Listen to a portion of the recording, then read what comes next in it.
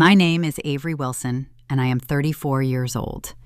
3 days ago, I delivered my son at Northwestern Memorial Hospital in Chicago. The labor lasted 17 hours. I pushed through contractions that felt like my body was being split open from the inside. My husband David held my hand and told me I was strong. He cried when the baby came out. We named him Emma because we had always imagined a girl, but we got a boy instead and decided the name worked anyway. We brought him home to our brownstone in Lincoln Park on a Tuesday morning. The October sun was bright. The nursery was ready. White crib with navy bedding, mobile with stars that spun slowly above the mattress. Everything was perfect. Everything was exactly as I had imagined it would be for the past 9 months. That afternoon, a nurse named Jennifer pulled me aside in the hallway. She was 42 years old and had worked at Northwestern Memorial for 17 years.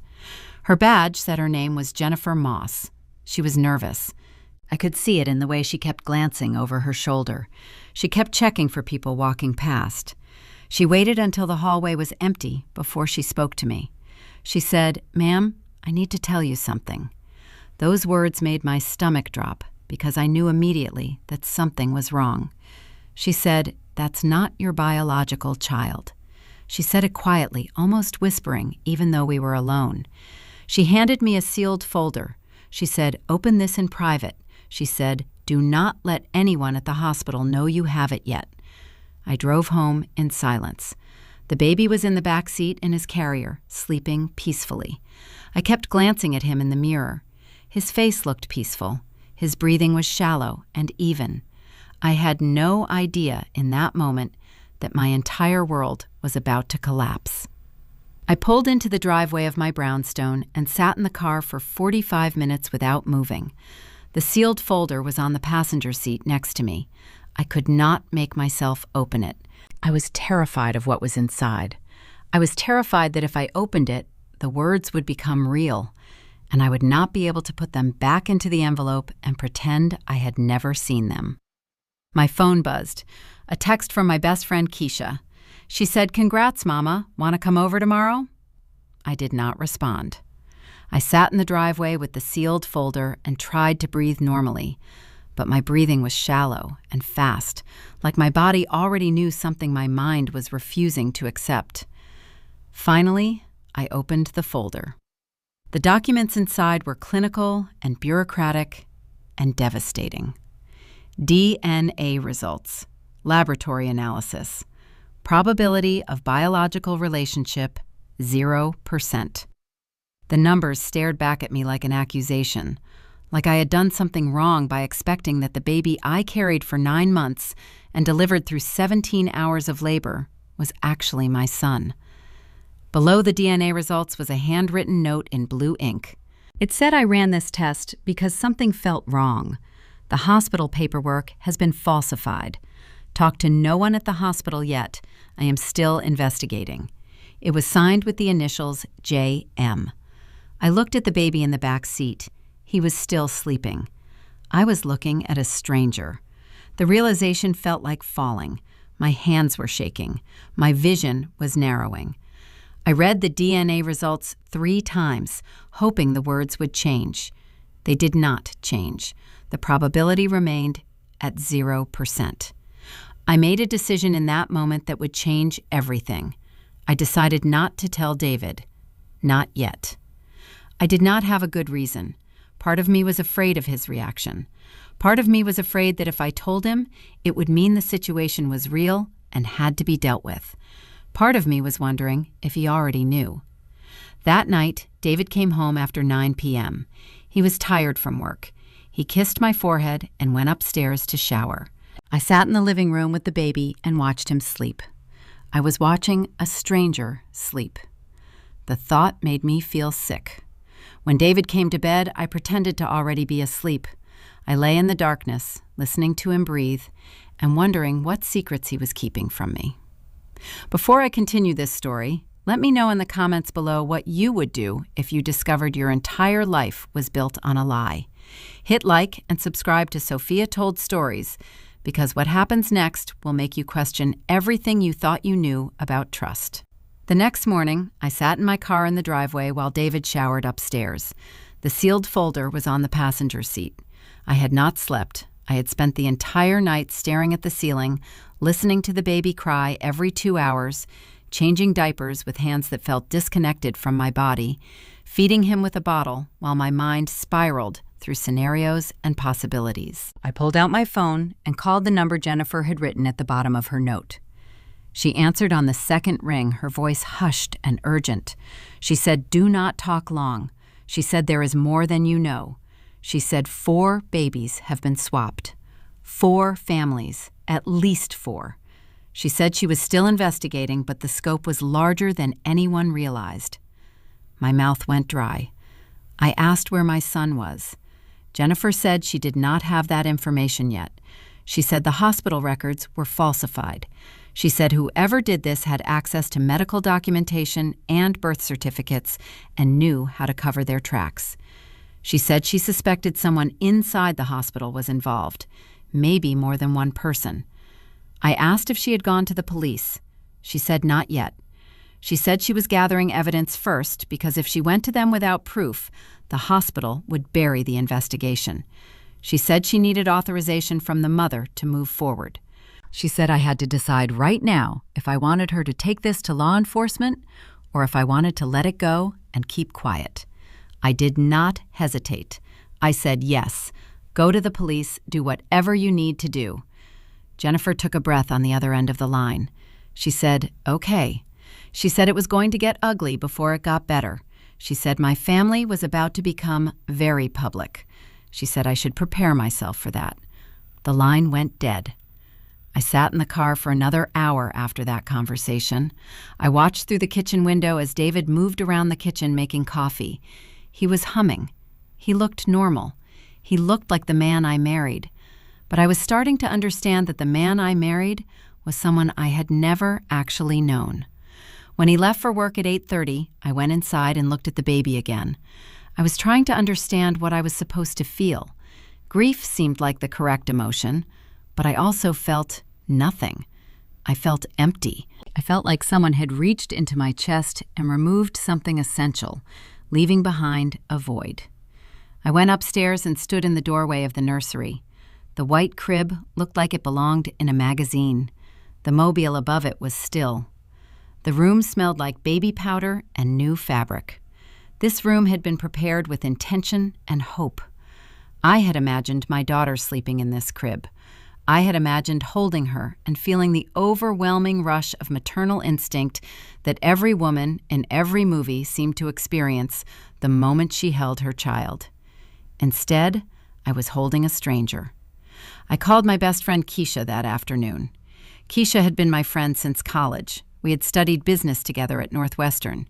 We had watched each other build careers. We had celebrated when I married David. Keisha would know something was wrong immediately if I did not give her a reason for calling. I asked her a hypothetical question. I said if you found out your husband did something terrible without telling you, would you confront him first or would you get advice from someone else? Keisha went silent on the other end of the line. Then she asked what David did.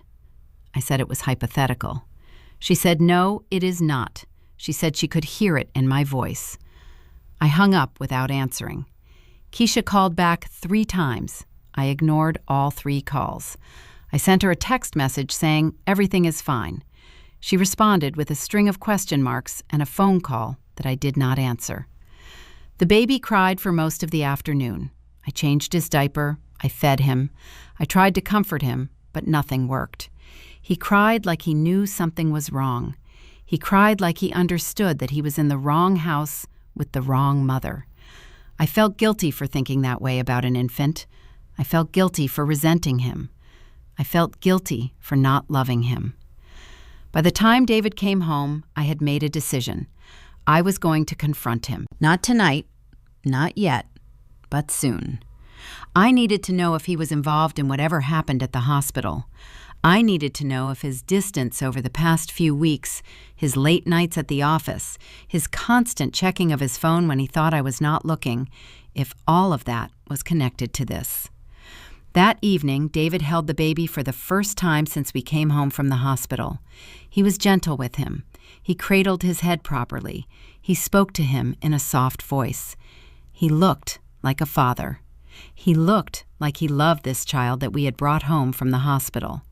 But when I looked at his face, I saw something in his expression that made my blood cold. It was not joy. It was not the overwhelming love that a new father was supposed to feel. It was relief. He looked relieved, like something had gone according to plan. That night, I lay in bed next to my husband and wondered who he was. I wondered if the man I married, the man I had built a life with, the man I had trusted with everything, if that man was a stranger. The baby cried again at 2 a.m. I got up and changed him and fed him.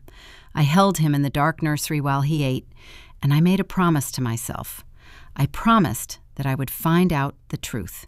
I promised that I would protect myself. I promised that I would not let anyone use me or manipulate me or lie to my face ever again. What I did not know in that moment was that the investigation Jennifer had started would unravel a network of crimes so intricate, so calculated, that it would take months to fully understand. What I did not know was that my husband's involvement was far deeper than I could have imagined. What I did not know was that the baby I was holding in the dark was the least complicated part of the lie I was living. But I was about to find out. Jennifer called me 3 days later. She said she had made contact with the Chicago Police Department.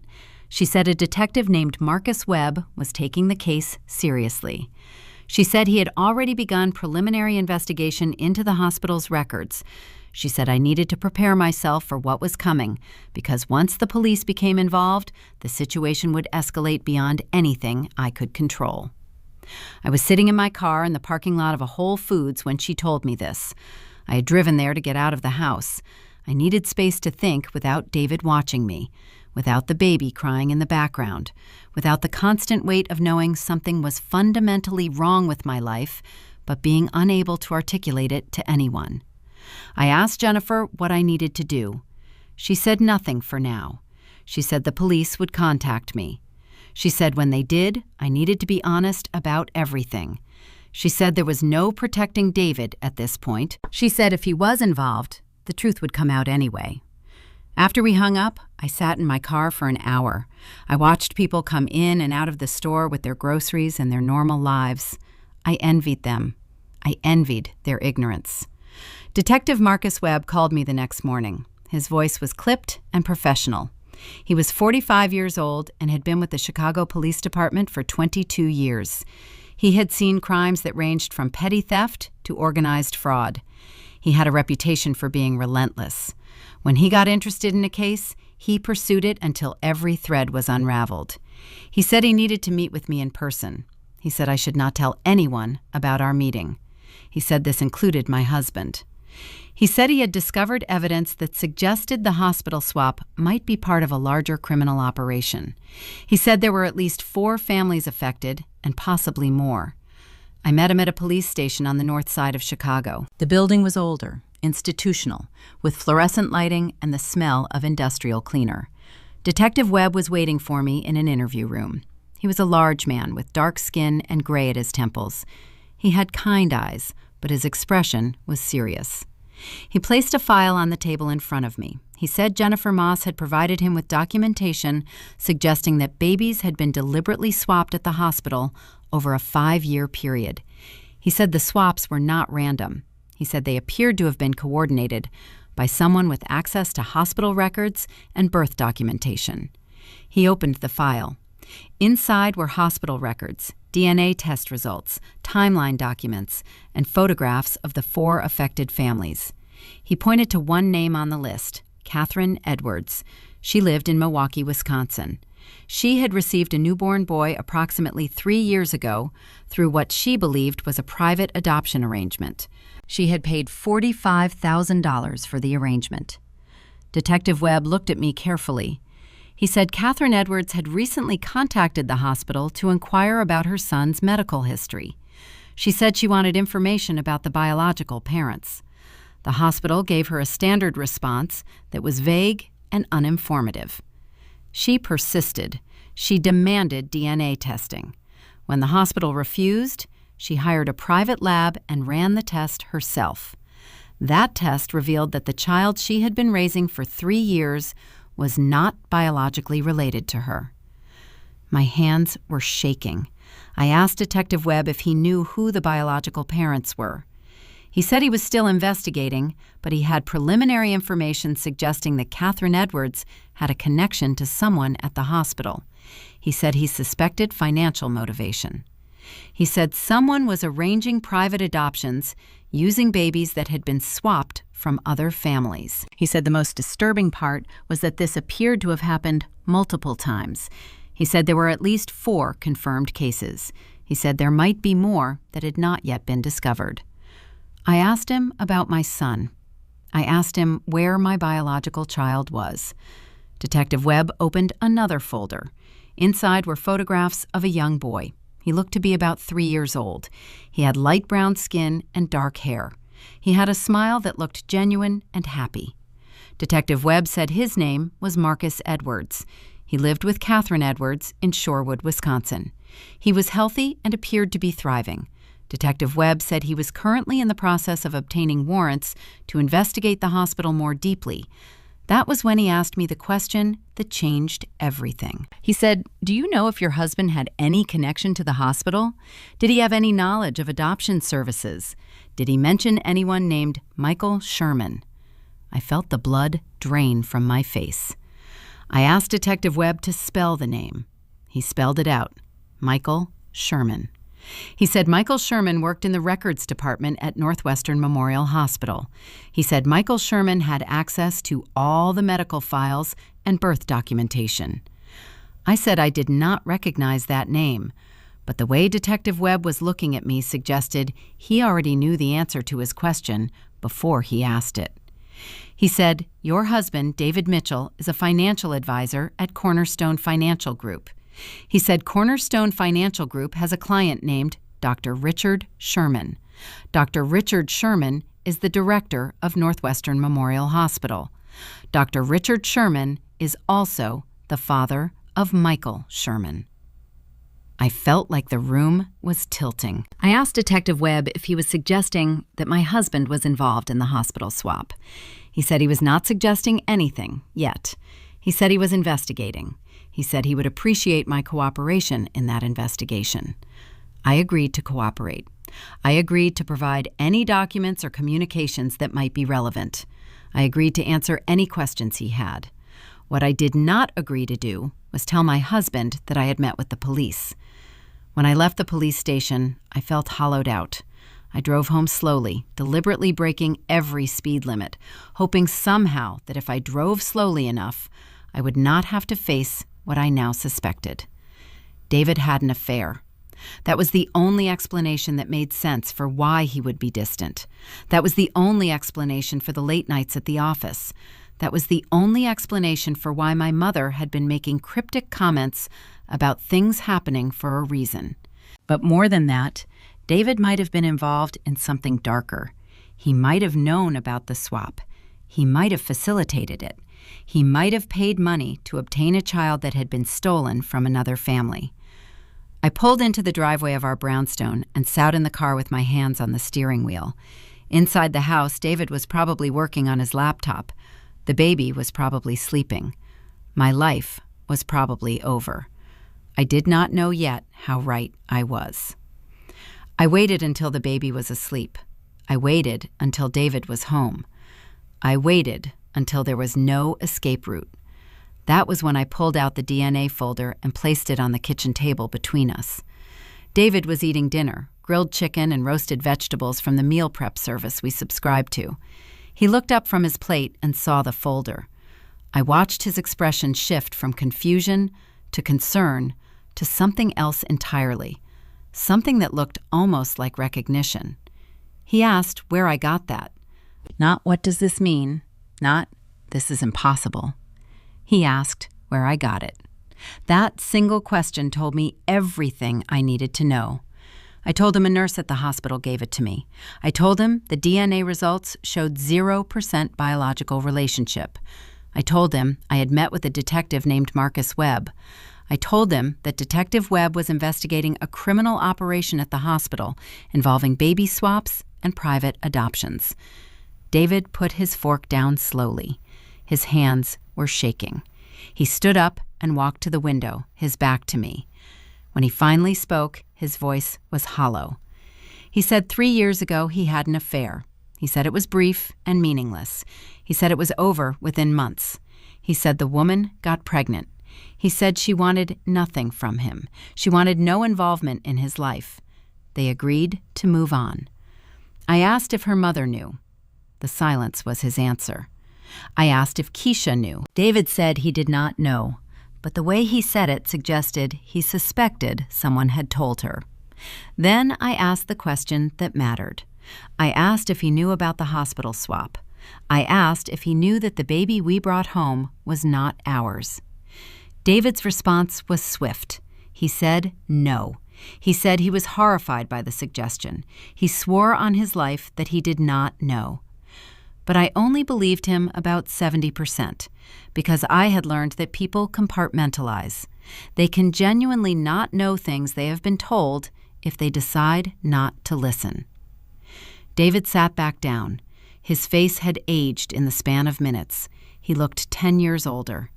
He asked the question that shattered everything. He said, if the baby is not ours, does that mean somewhere out there is our biological son? Does that mean someone else is raising him, thinking he is theirs?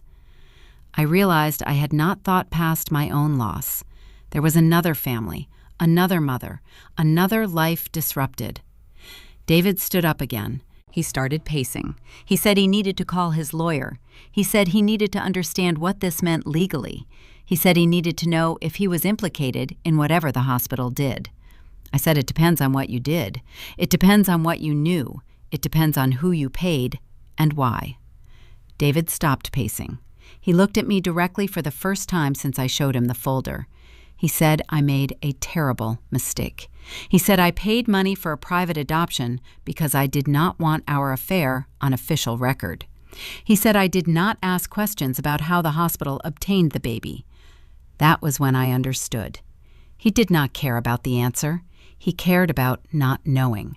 Willful ignorance became complicity. I told him to leave. He asked where he should go. I said I did not care.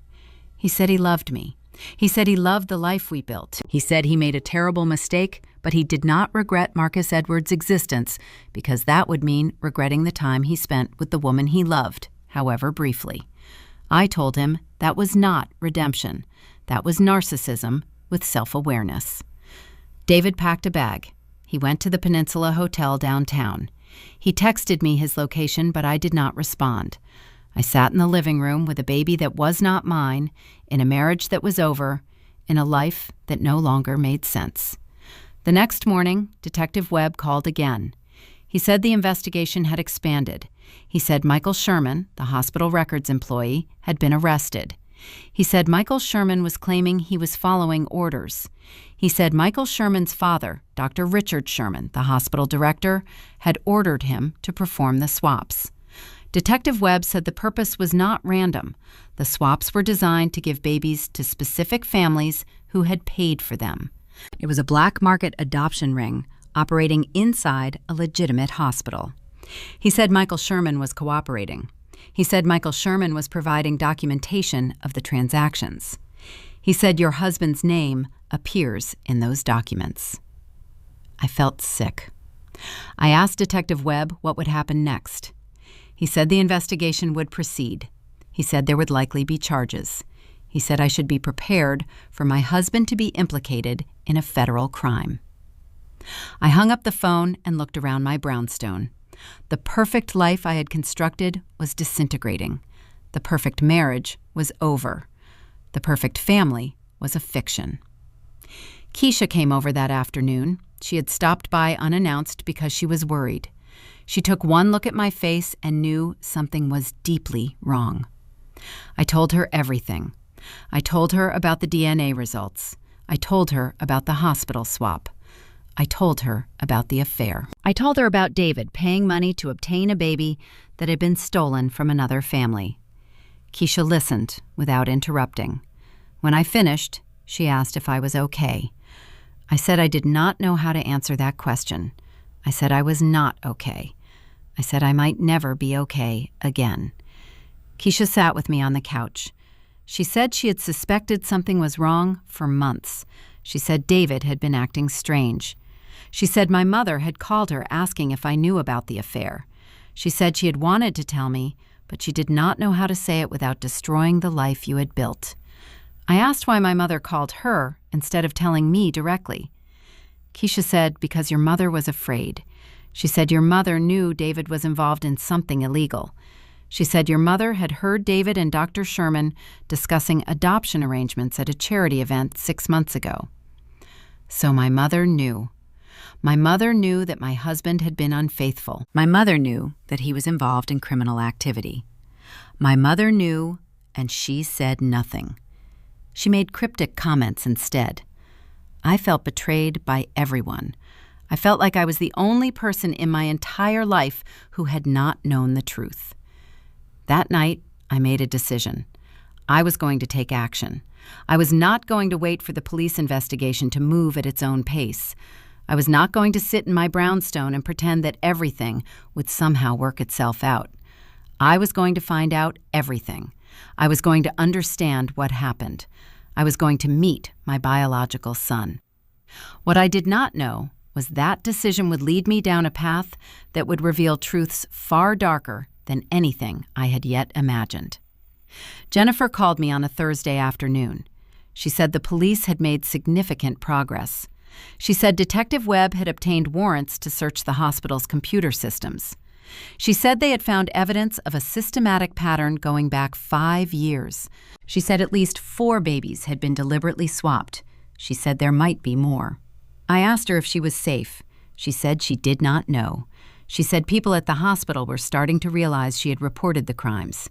She said she had received looks from colleagues that felt threatening. She said she was terrified, but she could not have stayed silent. I told her she did the right thing. I told her that what she did took courage. I told her that whatever happened next, she had chosen integrity over protection. Jennifer said she needed to tell me something else. She said she had discovered something about the adoption arrangement my husband had participated in. She said it was not random. She said there was a connection. I waited for her to continue. She said the woman who received the baby your husband paid for was someone he knew. She said the woman had worked at his firm. She said the woman was Catherine Edwards, and she had been pregnant with your husband's child when she received the swap baby. The information hit me like a physical blow. I had to sit down. I had to grip the edge of the table to keep myself stable. David had not just had an affair. He had paid money to obtain a child that was biologically his. He had orchestrated it. He had planned it. He had made it happen through criminal channels because going through legitimate adoption would have left a paper trail. Jennifer said Catherine Edwards had no idea that the baby she received was not biologically hers until she ran her own DNA test. She said Catherine Edwards had called the hospital demanding answers. She said the hospital had stonewalled her. She said Catherine Edwards was now demanding to know the truth about the child she had been raising for 3 years. I asked Jennifer for Catherine Edwards' contact information. Jennifer hesitated. She said I should be careful. She said Catherine Edwards was angry. She said Catherine Edwards might blame me for something that was not my fault. I said I did not care. I said I needed to talk to her. I said I needed to understand what had happened. Jennifer gave me the number. I called Catherine Edwards that evening. The conversation was tense from the moment she answered. She knew immediately that something was wrong. She said the police had already contacted her. She said she had already received her own DNA results. She said she knew the child she had been raising for 3 years was not her biological son. I tried to explain what had happened. I tried to tell her that I had only learned the truth days ago. I tried to tell her that I was as much a victim as she was. Catherine's response was sharp and defensive. She said my husband abandoned our child. She said my husband destroyed my career. She said my husband offered her money for an abortion when she told him she was pregnant. She said my husband encouraged her to leave the firm to avoid the awkwardness of seeing her daily.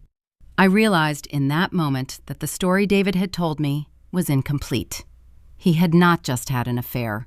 He had systematically destroyed Catherine's life because the consequence of his actions had become inconvenient. Catherine said she had paid $45,000 for what she believed was a private adoption. She said she had no idea the baby had been surgically removed from another family. She said she loved Marcus Edwards anyway.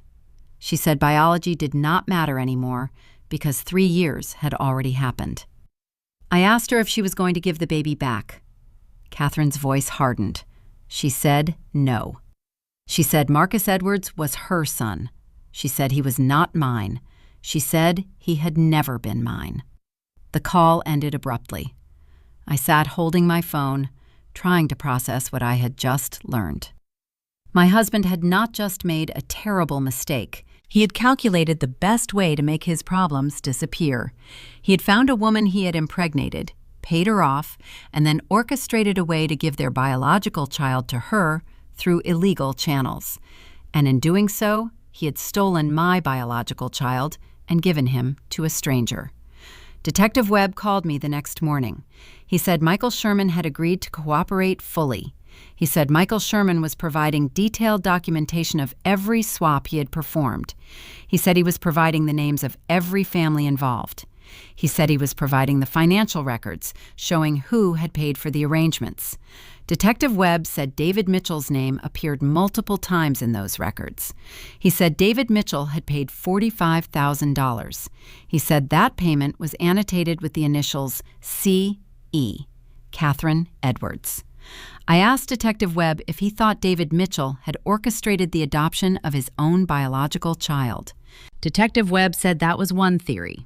He said another theory was that someone had approached David Mitchell and offered him a solution to his problem. He said someone had recognized that David wanted to provide for his illegitimate child without having it appear on official record. Detective Webb said the question was whether David Mitchell knew that the baby being given to Catherine Edwards had been swapped from another family. I said I did not think he asked. I said I thought he deliberately chose not to know. I said willful ignorance gave him plausible deniability. Detective Webb said he was still investigating. He said he would be obtaining warrants for David Mitchell's financial records. He said he would be subpoenaing David Mitchell's communications with employees at the hospital.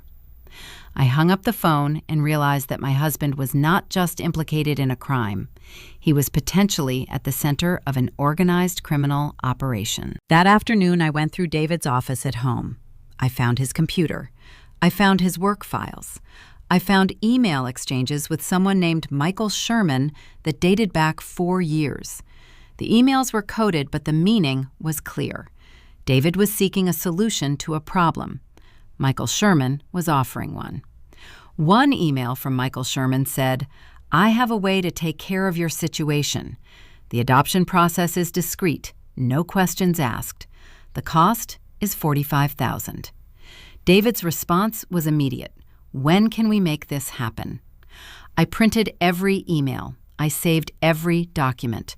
I organized everything chronologically. By the time I finished, I had a folder containing irrefutable evidence that my husband had knowingly participated in an illegal adoption arrangement.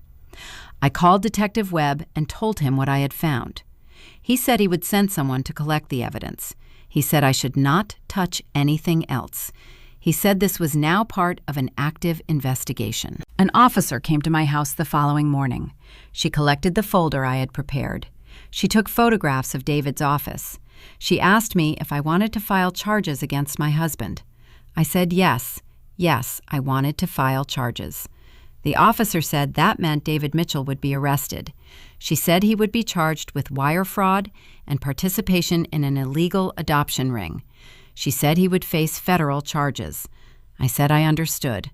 What I did not understand was that filing those charges would set off a chain reaction that would expose not just David's crimes, but also reveal the full scope of what had been happening at Northwestern Memorial Hospital for the past 5 years. David was arrested on a Tuesday morning at his office. Federal agents walked into Cornerstone Financial Group and placed him in handcuffs in front of his colleagues. The news spread through the firm within hours. By afternoon, his clients were requesting transfers. By evening, the firm had issued a statement saying David Mitchell was no longer employed by their organization. He called me from the holding facility. He said he needed a lawyer. He said he needed bail. He said this was all a misunderstanding. I told him I did not believe that. I told him I had found his emails. I told him I had provided everything to the police. I told him I had filed charges against him. The silence on the other end of the line was deafening. David said he did not intend for any of this to happen.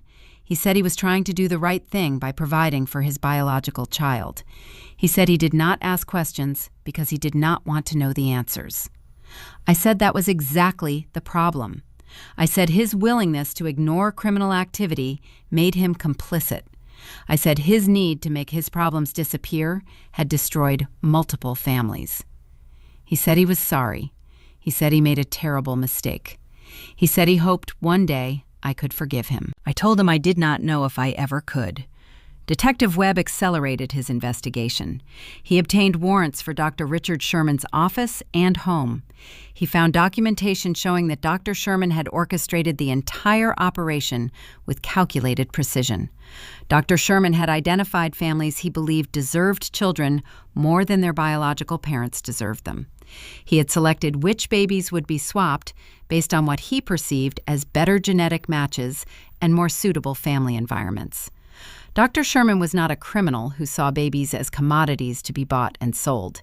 He was a man with a God complex who believed he could engineer better family arrangements than nature could.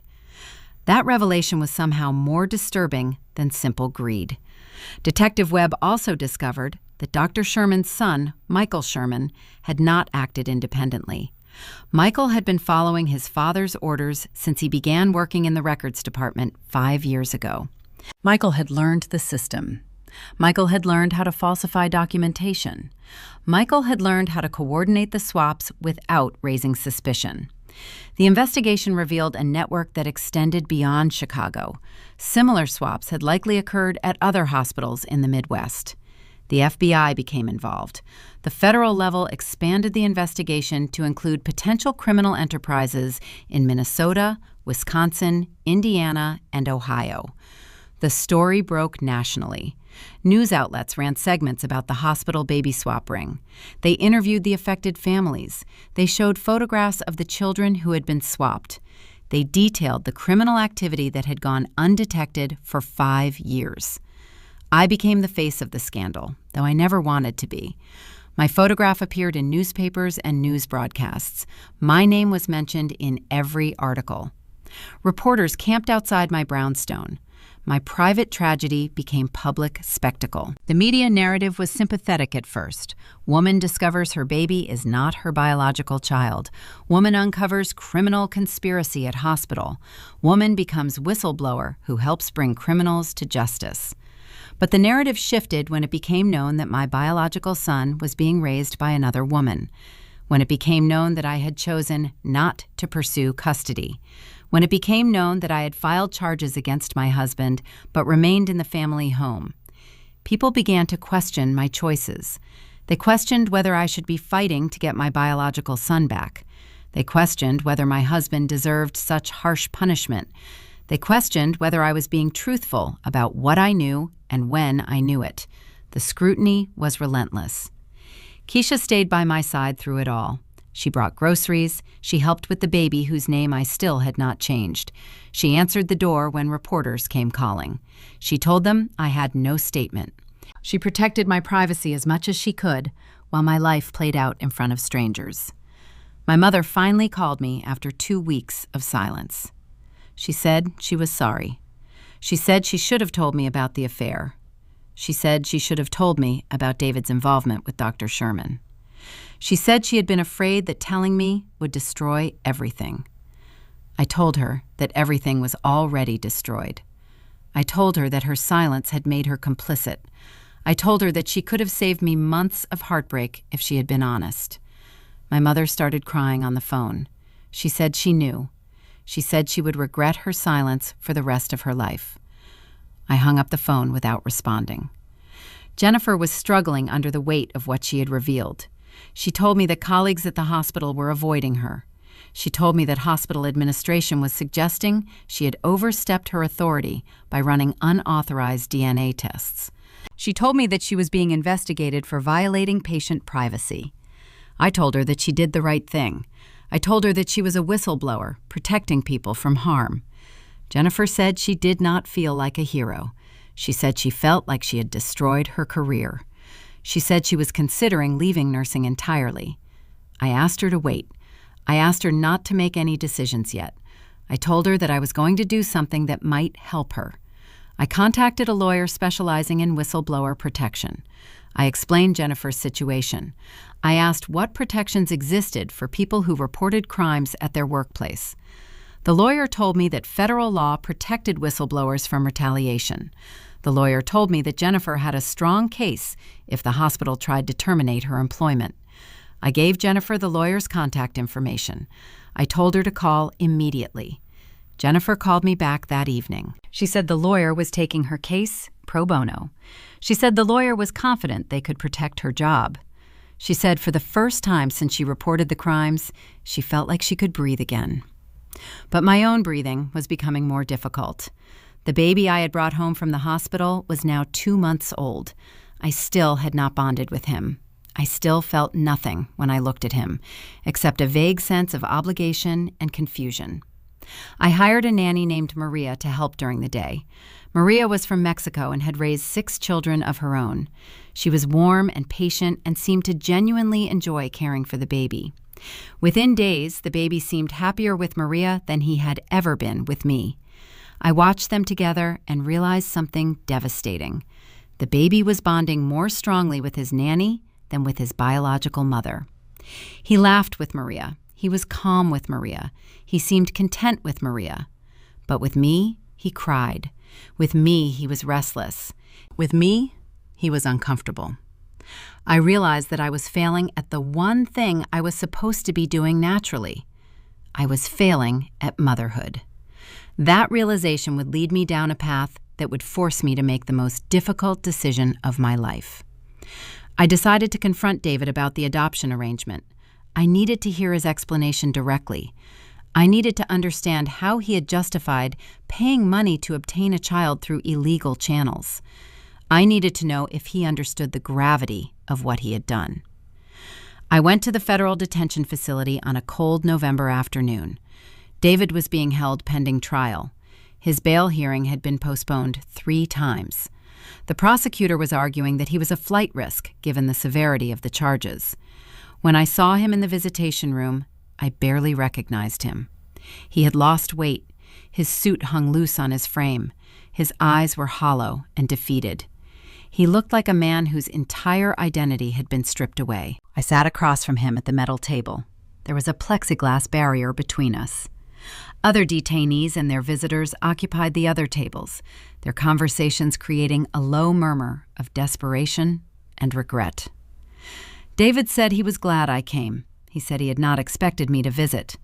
I told him I came for answers, not reconciliation. I asked him how he had justified his actions.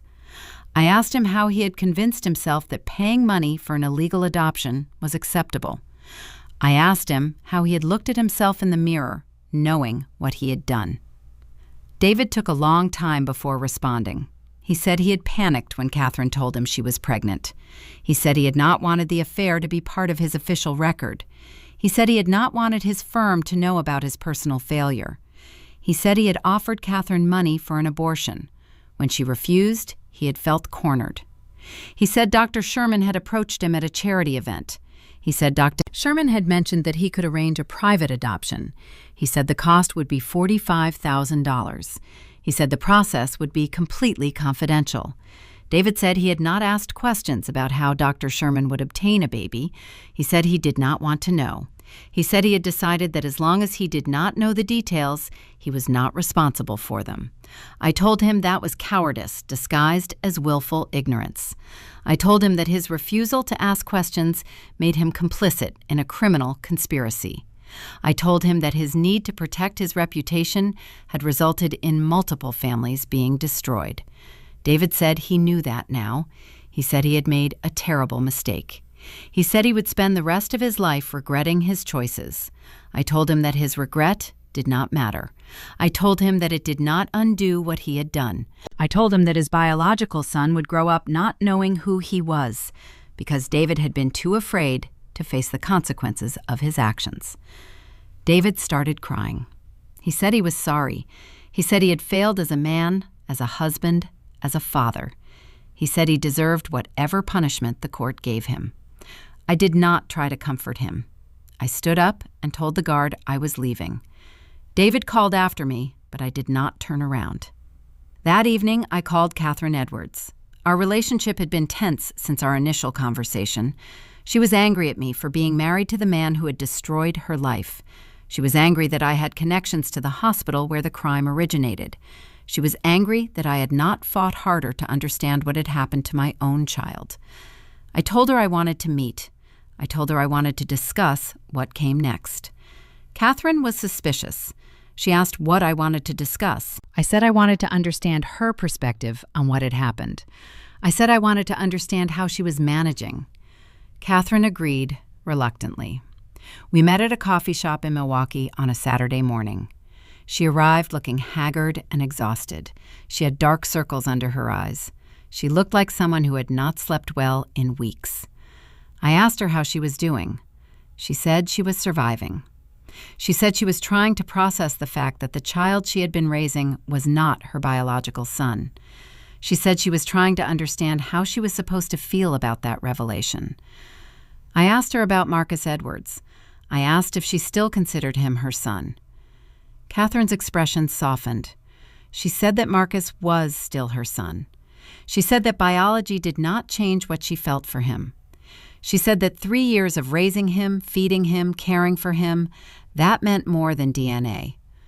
I asked if she blamed me for any of what had happened. Catherine considered the question carefully. She said she blamed my husband for being a coward.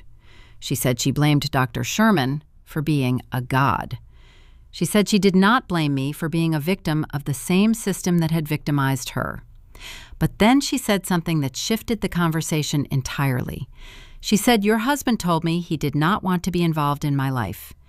She said he offered me money and then disappeared. She said I made the choice to keep the child, even after learning the truth about how he came to be in my care. Catherine leaned forward. She said, "I have built a life with Marcus. I have loved him every day for 3 years. I will not apologize for that. And I will not give him up to a stranger, even if that stranger happens to be his biological mother." The words hit me like a physical blow, because I realized she was right. I was a stranger to Marcus Edwards. I had never known him. I had never held him as a newborn. I had never sung to him or comforted him or loved him. Catherine had done all of those things. I asked Catherine if she thought Marcus deserved to know about his biological origins. Catherine said yes. She said she intended to tell him when he was old enough to understand. She said she would help him navigate his identity. But she said she would not force him to have a relationship with me. That was when I understood what I needed to do. I told Catherine that I did not want to fight her for custody of Marcus. I told her that I recognized that Marcus was her son, not mine. I told her that I was going to support her in whatever way she needed. Catherine looked at me with surprise. She said she had expected me to fight for my biological child. I told her that I had realized something important. I said that parenthood was not determined by biology. Parenthood was determined by the thousands of small choices made over days and weeks and years. Parenthood was determined by love and commitment and presence. Catherine had given Marcus all of those things. I had given him none of them. We talked for another hour. We discussed how Marcus might be told the truth. We discussed what role, if any, I should play in his life. We discussed the financial implications of the DNA revelation and what compensation Marcus might receive from the hospital settlement. By the time I left the coffee shop, Catherine and I had reached an understanding. We would not be friends, but we would not be enemies. We would be two women who shared a biological connection to a child, but only one of us would be his mother. That evening, I called Keisha and told her what I had decided. I told her I was going to relinquish my parental rights. I told her that the baby I had brought home from the hospital was not my son and never would be. Keisha asked if I was sure. I said I had never been more sure of anything in my life. Keisha said she thought that was the most honest decision I had made since this entire nightmare began. I drove to Milwaukee on a Saturday morning without telling anyone except Keisha, who insisted on coming with me. The drive took 3 hours. Milwaukee in early winter was gray and cold. The streets looked empty and unwelcoming. I had the address for Catherine Edwards' house in Shorewood, a suburb on the north side. I parked across the street and sat in the car for 2 hours without moving.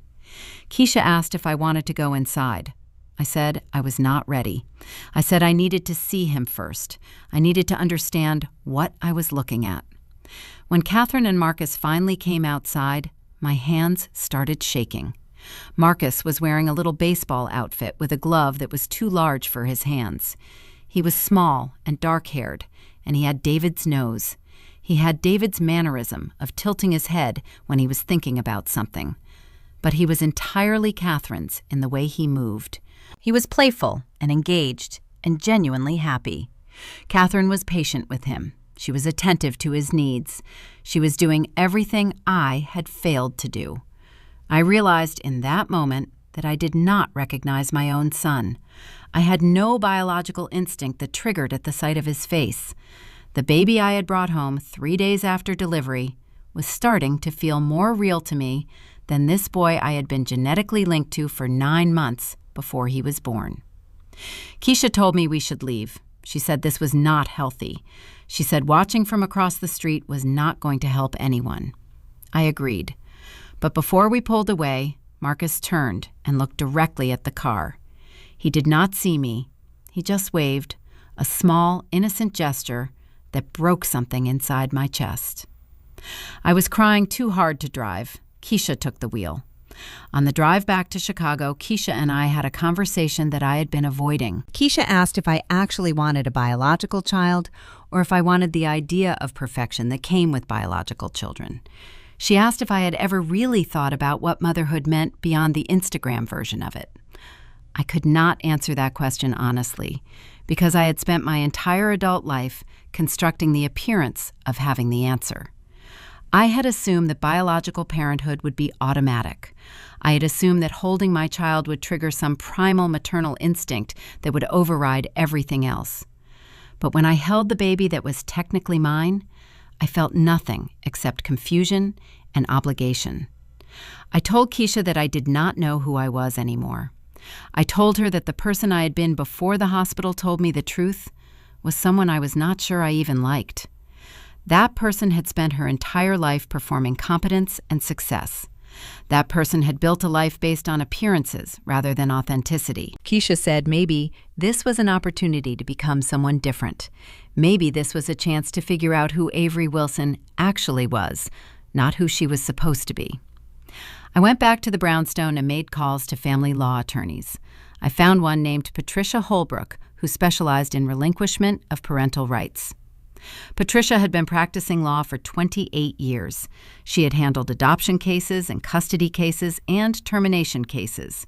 She was not judgmental about my request. She explained the legal process clearly and directly. She said relinquishing parental rights was technically complicated because David was also the biological father. She said David would have to either assume full parental responsibility or the child would go into foster care with the intention of eventual adoption by suitable parents. I told Patricia to contact David's lawyer and explain the situation.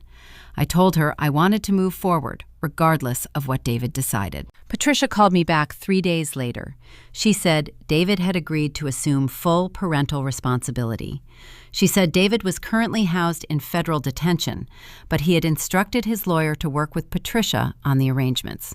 She said we could move forward with the relinquishment process. I felt relief wash over me. I felt like I could breathe for the first time since Jennifer had pulled me aside in the hospital hallway. The legal process took 6 weeks. There were documents to sign, there were court appearances. There was a judge who looked at me with mild confusion when I explained that I did not want to maintain parental rights for the child I had delivered. The judge asked if I understood the legal implications of my decision. I said I did. The judge asked if I was certain that this was what I wanted. I said I was. The judge signed the order. The paperwork was finalized. I was legally no longer the parent of the baby I had brought home from Northwestern Memorial Hospital.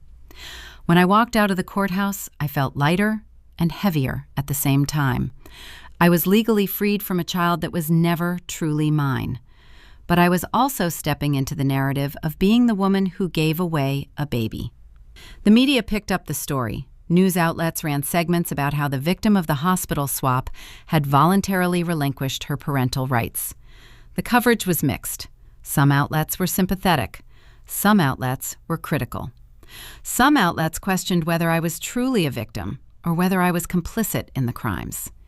Internet commenters accused me of abandoning a baby. They accused me of being selfish. They accused me of not wanting to work hard enough to build a relationship with my biological child. They did not understand that the baby was never my child. They did not understand that some bonds cannot be forced. I tried not to read the comments, but I read them anyway. I read them late at night when I could not sleep. I read them and felt the weight of public judgment pressing down on me. Jennifer reached out to me during this time. She said she had seen the news coverage. She said she was sorry that I was being attacked by strangers. She said she understood why I had made the choice you made. She said that not everyone was meant to be a parent, and admitting that took more courage than pretending. I told Jennifer that I was starting to understand that my entire life had been built on pretense. I told her that I had spent years performing the role of successful woman, successful wife, successful soon-to-be mother. I told her that none of it had been real. Jennifer said, maybe it was time to figure out who I actually was instead of who I was supposed to be. David entered a plea agreement with federal prosecutors. He pleaded guilty to wire fraud and participation in an illegal adoption ring.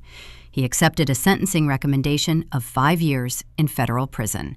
He was transferred to a federal facility in Illinois to await sentencing. I did not attend the sentencing hearing. I did not want to see him. I did not want to hear him apologize for his crimes. I did not want to watch him face the consequences of his actions. Instead, I went to work. I had taken a leave of absence from my pharmaceutical sales position, but I needed to do something with my time. I needed to find some way to make meaning out of the destruction that had occurred. I started volunteering with a nonprofit organization focused on medical ethics and institutional accountability. The organization had been following the hospital swap case closely. They had interviewed victims. They had collected testimony. They were building a case for systemic reform. They hired me as a consultant 6 months into my volunteering. They said my perspective as someone directly affected by the crimes was valuable. They said my understanding of how institutions protect themselves was important. They said I could help them develop better oversight protocols to prevent similar crimes from happening in other hospitals. For the first time in my life, I felt like I was doing work that mattered, work that was not about performance or appearances or building a perfect image, work that was about protecting people from the kinds of harm I had experienced. Detective Marcus Webb called me in January to inform me that the investigation had expanded beyond what anyone had initially anticipated. He said that Michael Sherman, the hospital records employee, had been arrested and was cooperating fully with federal authorities. He said that Lisa Hartwell, the nurse supervisor who had retired and disappeared to Arizona, had been extradited back to Illinois and had agreed to testify in exchange for a reduced sentence. But the most significant development was the arrest of Dr. Richard Sherman himself. Federal agents had executed a search warrant on his home and office. They had found documentation proving that Dr. Sherman had orchestrated the entire operation with calculated precision and intentionality. Detective Webb said the investigation had revealed something deeply disturbing about Dr. Sherman's motivations. This was not a case of simple greed. Dr. Sherman had a God complex. He had studied the genetic backgrounds and family structures of prospective parents. He had selected which babies would be swapped based on what he perceived as superior genetic matches and more suitable family environments. In Dr. Sherman's mind, he was engineering better family arrangements than nature could provide. He was playing God with infants.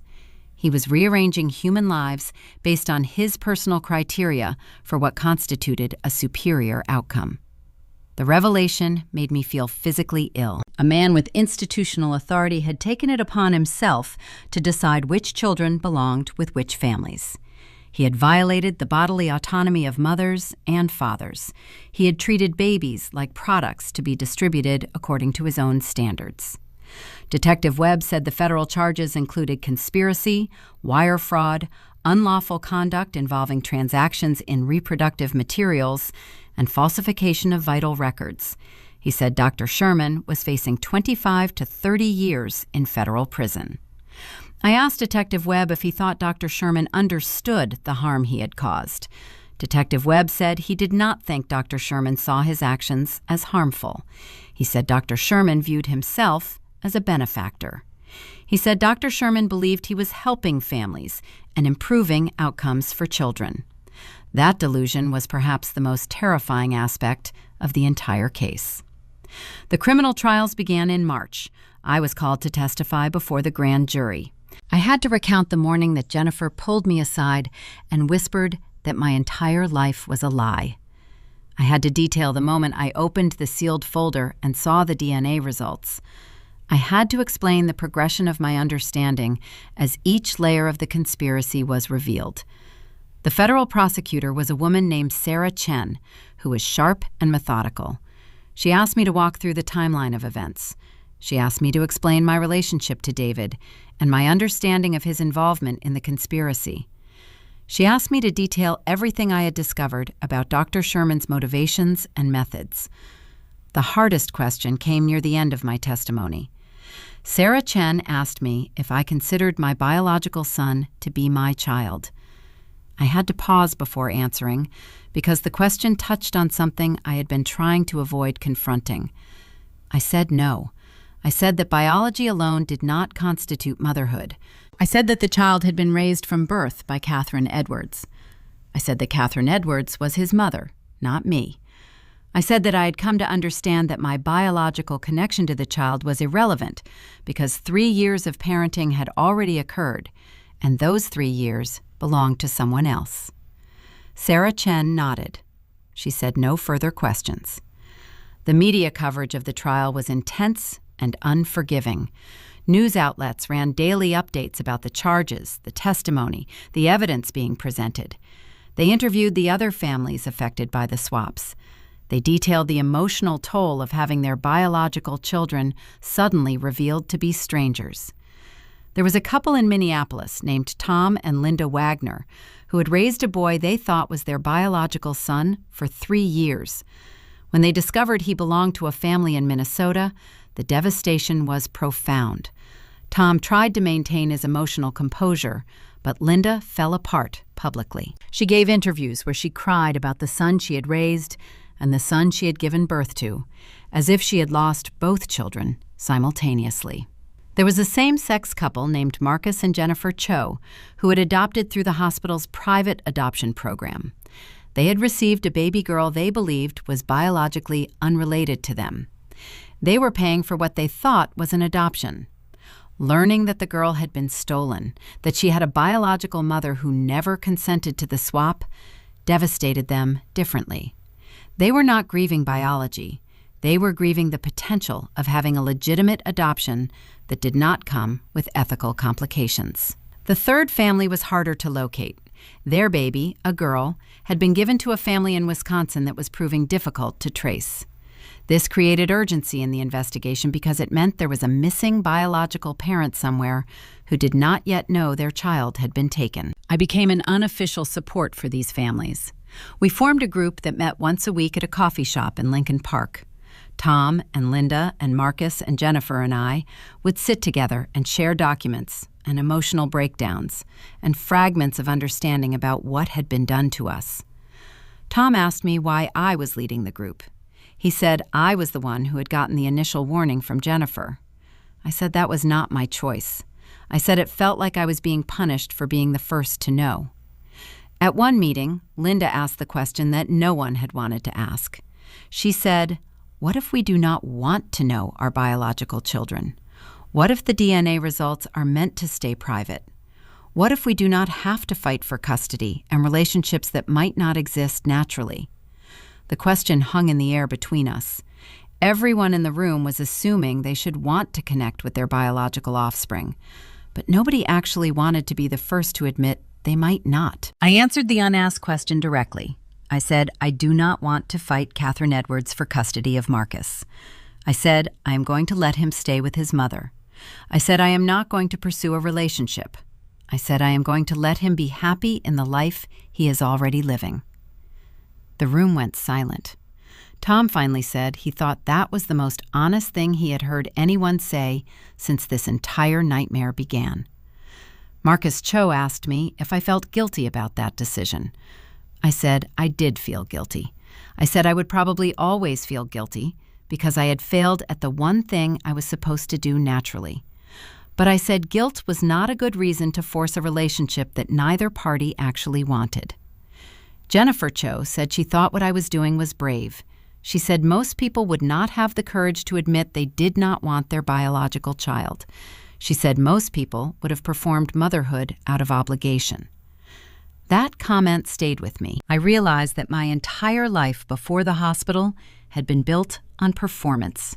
Performance of success, performance of competence, performance of wanting things I had never actually wanted. The trials continued through spring and into summer. Dr. Richard Sherman was convicted on all counts. He was sentenced to 27 years in federal prison. Michael Sherman received a plea deal and was sentenced to 15 years. Lisa Hartwell received an even more favorable deal in exchange for her testimony and cooperation. The hospital settled civil lawsuits with all 4 affected families.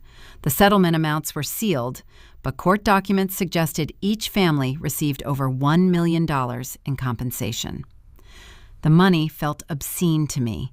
I did not want money. I wanted my life back. But money was what institutions offered when they had damaged something irreplaceable. I donated half of my settlement to the nonprofit organization where I was working.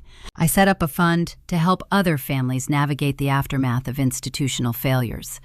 I set up another fund to support Jennifer and other whistleblowers who had risked their careers to expose crimes. The work of finding meaning in tragedy is slow and unglamorous, but it is real work. And for the first time in my life, I felt like I was doing something that actually mattered. The legal proceedings eventually concluded, but the emotional aftermath continued to unfold in ways I could not have anticipated. David's sentencing hearing took place on a gray morning in July. He was brought into the federal courtroom in a prison transport vehicle. He looked diminished in the orange jumpsuit. 5 months in federal detention had changed him physically and mentally. The judge reviewed the charges and the evidence. She reviewed David's plea agreement. She reviewed letters of support that David's lawyer had submitted on his behalf. She reviewed impact statements from the families affected by his participation in the conspiracy. I did not submit an impact statement. I did not attend the hearing. I did not want to see David face the consequences of his actions because I knew that watching him suffer would not heal anything inside me. The judge sentenced David to 5 years in federal prison. She said his crimes were serious and had caused profound harm to multiple families. She said his willing participation in an illegal adoption scheme demonstrated a fundamental disregard for the legal and ethical boundaries that protected vulnerable infants. But the judge also acknowledged that David had cooperated with authorities and that he had ultimately accepted responsibility for his actions. The sentence reflected that cooperation. David was transferred to a federal prison facility in Illinois. He would serve his time approximately 4 hours from Chicago. I received notification of his location, but did not visit him again. However, David's incarceration raised a new and complicated issue. The baby that I had relinquished parental rights for was now the biological son of an incarcerated felon. David was required to pay child support, but he had no income and no assets. The court appointed a child support administrator to manage his obligations.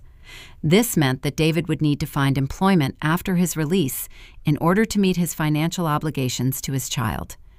This meant that the child would eventually have to make decisions about whether to have a relationship with the father who had abandoned him before he was born and then committed crimes to avoid taking responsibility for him. Catherine Edwards called me to discuss this development. She said she was not asking David for support. She said she had enough resources to care for Marcus.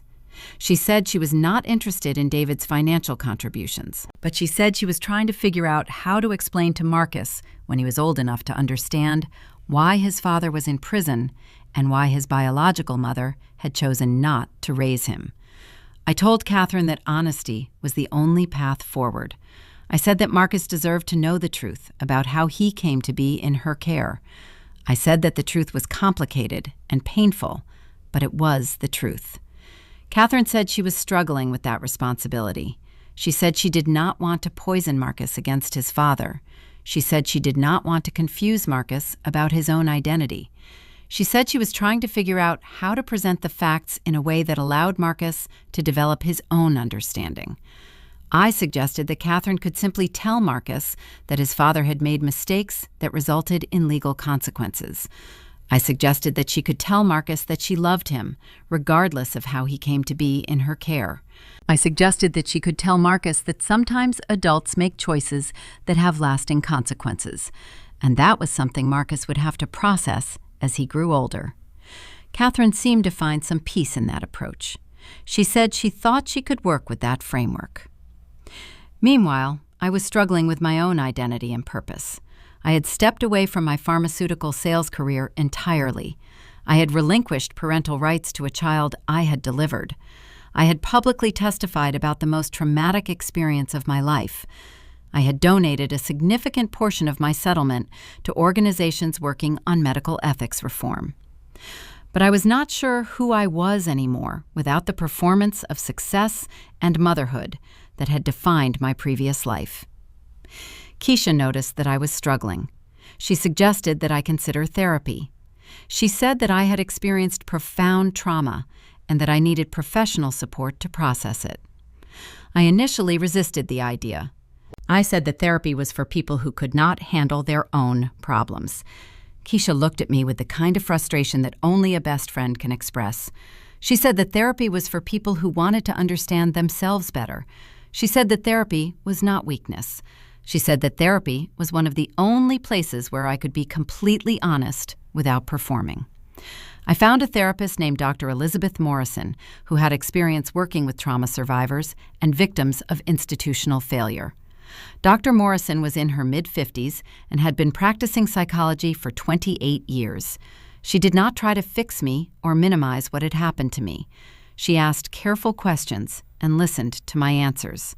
In our third session, Dr. Morrison asked me about my life before the hospital. She asked what I had wanted. She asked what I had genuinely desired versus what I had thought I was supposed to desire. She asked whether I had ever actually wanted to be a mother or whether I had wanted the idea of motherhood. I realized that I could not answer that question because I had never actually considered it. I had assumed motherhood was something that would happen naturally.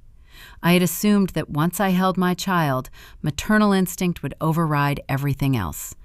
But maternal instinct had not appeared, and when I examined my life honestly, I realized that I had never actually wanted a biological child. I had wanted a family because that was what I was supposed to want. I had wanted the image of a perfect family in a perfect house with perfect children because that was the narrative I had been taught to pursue. Dr. Morrison said that was an important realization. She said that many women never allowed themselves to examine whether they actually wanted motherhood or whether they were simply following a predetermined script. Over the course of therapy, I began to understand that my entire adult life had been constructed around avoiding the question of what I actually wanted. I had built a career in pharmaceutical sales because it paid well and looked successful. I had married David because he was successful and handsome and seemed to fit the image of the man I was supposed to marry. I had planned to become a mother because that was the next step in the predetermined narrative. But none of those choices had come from a place of genuine desire. They had come from a place of fear and obligation and the need to appear successful. The realization was both liberating and devastating. In one session, Dr. Morrison asked me what I would do if no one was watching. What would I pursue if I did not have to perform for anyone? What would make me feel like my life had purpose? I said I did not know. I said the question terrified me because it meant I had to figure out who I actually was instead of who I was supposed to be. Dr. Morrison said that was the work of the next several years. She said that figuring out who we actually are is one of the most difficult and important journeys we can undertake. I started spending more time at the nonprofit organization where I was consulting. I found that the work aligned with something genuine inside me. I found that investigating institutional failures and advocating for systemic change felt meaningful in a way that my previous career had never felt. I asked the nonprofit's executive director if there was a position available for someone with my background and current interests. The director said she had been hoping I would ask. She offered me a role as Director of Medical Ethics and Institutional Accountability. The position paid less than my pharmaceutical sales job, but it felt like real work. I accepted the position immediately. The transition was not seamless. I had to learn new skills. I had to understand regulatory frameworks and policy development. I had to learn how to advocate effectively for systemic reform. But I also felt like I was building something meaningful instead of just performing success. Jennifer, the nurse who had started everything, came to work at the nonprofit as well. She had left Northwestern Memorial Hospital after the investigation concluded. She had decided that nursing was not the right fit for her anymore, but she was committed to ensuring that other whistleblowers did not have to make the same choice. Jennifer and I became colleagues and friends. We would meet for coffee and discuss the cases we were working on. We would share our fears about whether our efforts would actually result in systemic change, or whether institutions would simply find new ways to protect themselves. One afternoon, Jennifer said something that stayed with me. She said, "I think we have to accept that we cannot fix everything. We cannot undo what happened to the families affected by the swap. We cannot bring back the years they lost. But we can work to prevent it from happening again." I said that sometimes prevention felt like a small compensation for the harm that had already been done. Jennifer said, maybe prevention was not compensation. Maybe prevention was the only meaningful response we could offer. The custody battle that erupted was not the one anyone expected. Catherine Edwards decided to sue David Mitchell for 3 years of retroactive child support. She was not trying to remove Marcus from her life. She was making a statement. She was forcing David to acknowledge financial responsibility for a child he had abandoned before the child was even born. David's lawyer filed a motion arguing that David had no legal parental rights because the child had been obtained through fraudulent means. The argument was technically correct, but morally repugnant. The lawyer claimed that David should not be held financially responsible for a situation that resulted from criminal activity at the hospital. The judge overseeing the case was a woman named Patricia Kowalski, who had been on the bench for 18 years. She had heard hundreds of family law cases. She had seen the worst of human behavior displayed in her courtroom. She was not sympathetic to David's argument. Judge Kowalski ruled that David Mitchell was the biological father of Marcus Edwards. She ruled that regardless of how the child came to be in Catherine Edwards' care, David had a legal and financial obligation to support his biological child. She ordered David to pay $15,000 in retroactive child support and $2,000 monthly going forward until Marcus turned 18. David's lawyer filed an appeal. The appeal was denied. The child support order stood. The ruling made national news. Headlines ran about the biological father being held financially accountable for a child he had tried to ignore. Legal analysts debated whether the ruling was appropriate, given the circumstances of the child's placement. Some commentators argued that David was being punished unfairly. Others argued that he was finally being held responsible for his actions. What fascinated me about the ruling was how it reframed the narrative. For months, the story had been about me and my choices.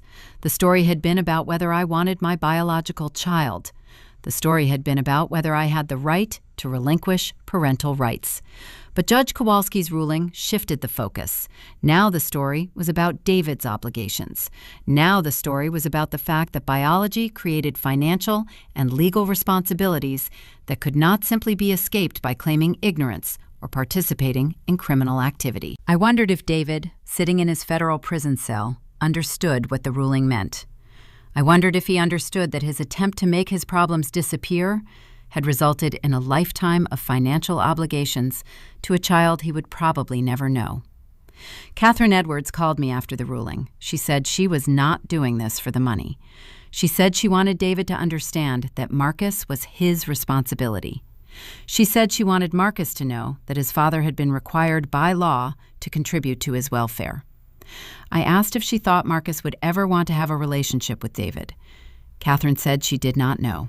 She said that was something Marcus would have to decide when he was old enough to understand the situation. What happened next surprised both of us. David's new wife, a woman named Rebecca Summers, whom he had met while in federal detention through a correspondence program, wrote a letter to Catherine Edwards. Rebecca said she wanted to understand Marcus better. Rebecca said she was willing to help facilitate a relationship between David and his biological son. I found the development deeply troubling. I called Catherine to discuss it. Catherine said she was equally unsettled. She said she did not want David's new partner to be involved in decisions about Marcus's welfare. She said she thought it was inappropriate for David to start a new relationship while serving time for crimes that had directly harmed her family. Catherine hired a lawyer to ensure that any contact between David and Marcus would be mediated and controlled. Catherine was determined that Marcus would be protected from further manipulation or harm. I realized that the custody battle had never been simple. It had never been just about biology or law or who had the right to call themselves a parent. It had been about power and responsibility and the attempt to escape consequences. The other families affected by the swap were navigating their own complicated custody and contact situations. Tom and Linda Wagner decided to pursue contact with their biological son. The process was mediated through a family therapist who specialized in helping families navigate identity issues.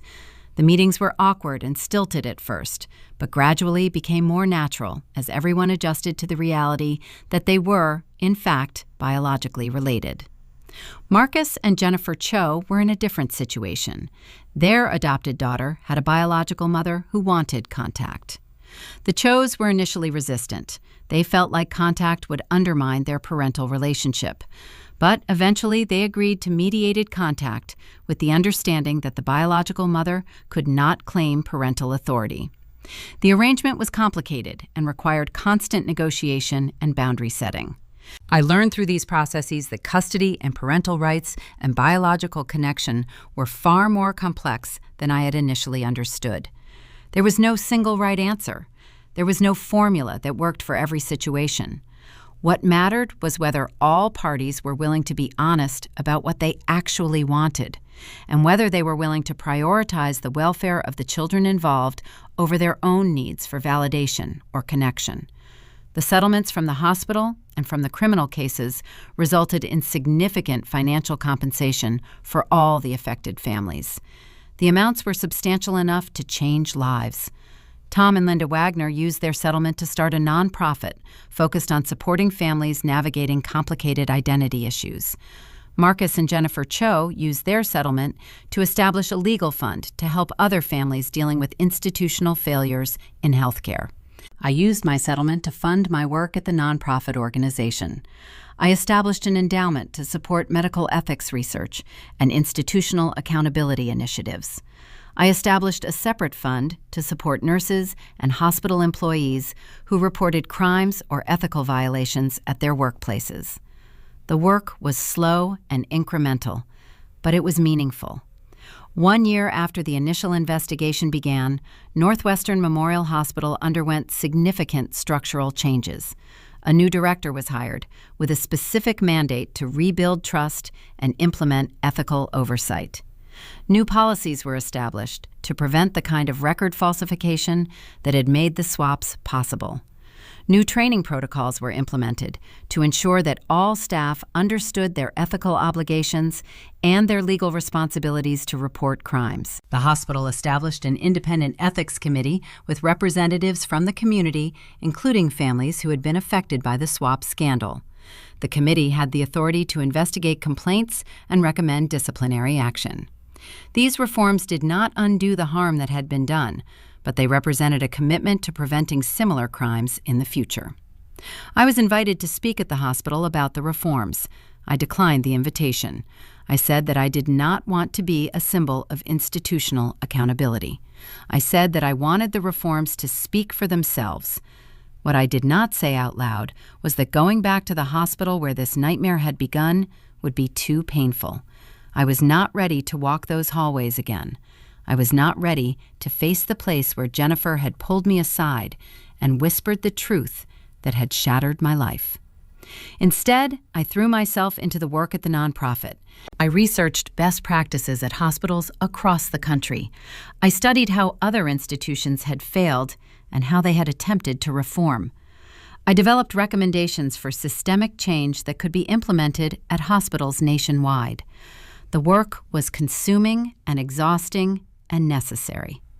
And then, about 18 months after the initial investigation began, I received a letter from David. The letter was brief. David said he was sorry for what he had done. He said he was accepting responsibility for his actions. He said he understood that his participation in the conspiracy had caused profound harm.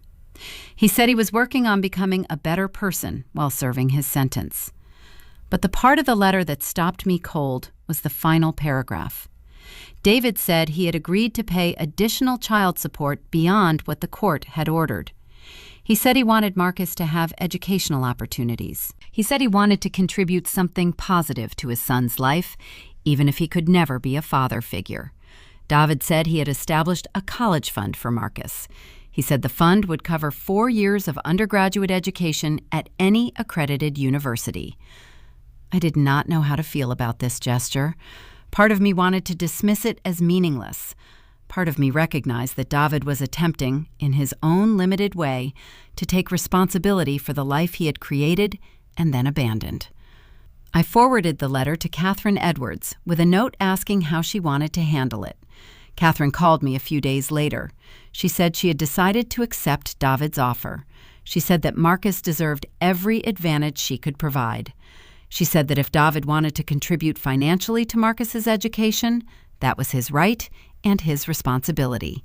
But she said she would not tell Marcus about the college fund until Marcus was much older. She said she wanted Marcus to understand first that his father had made mistakes and had gone to prison for those mistakes.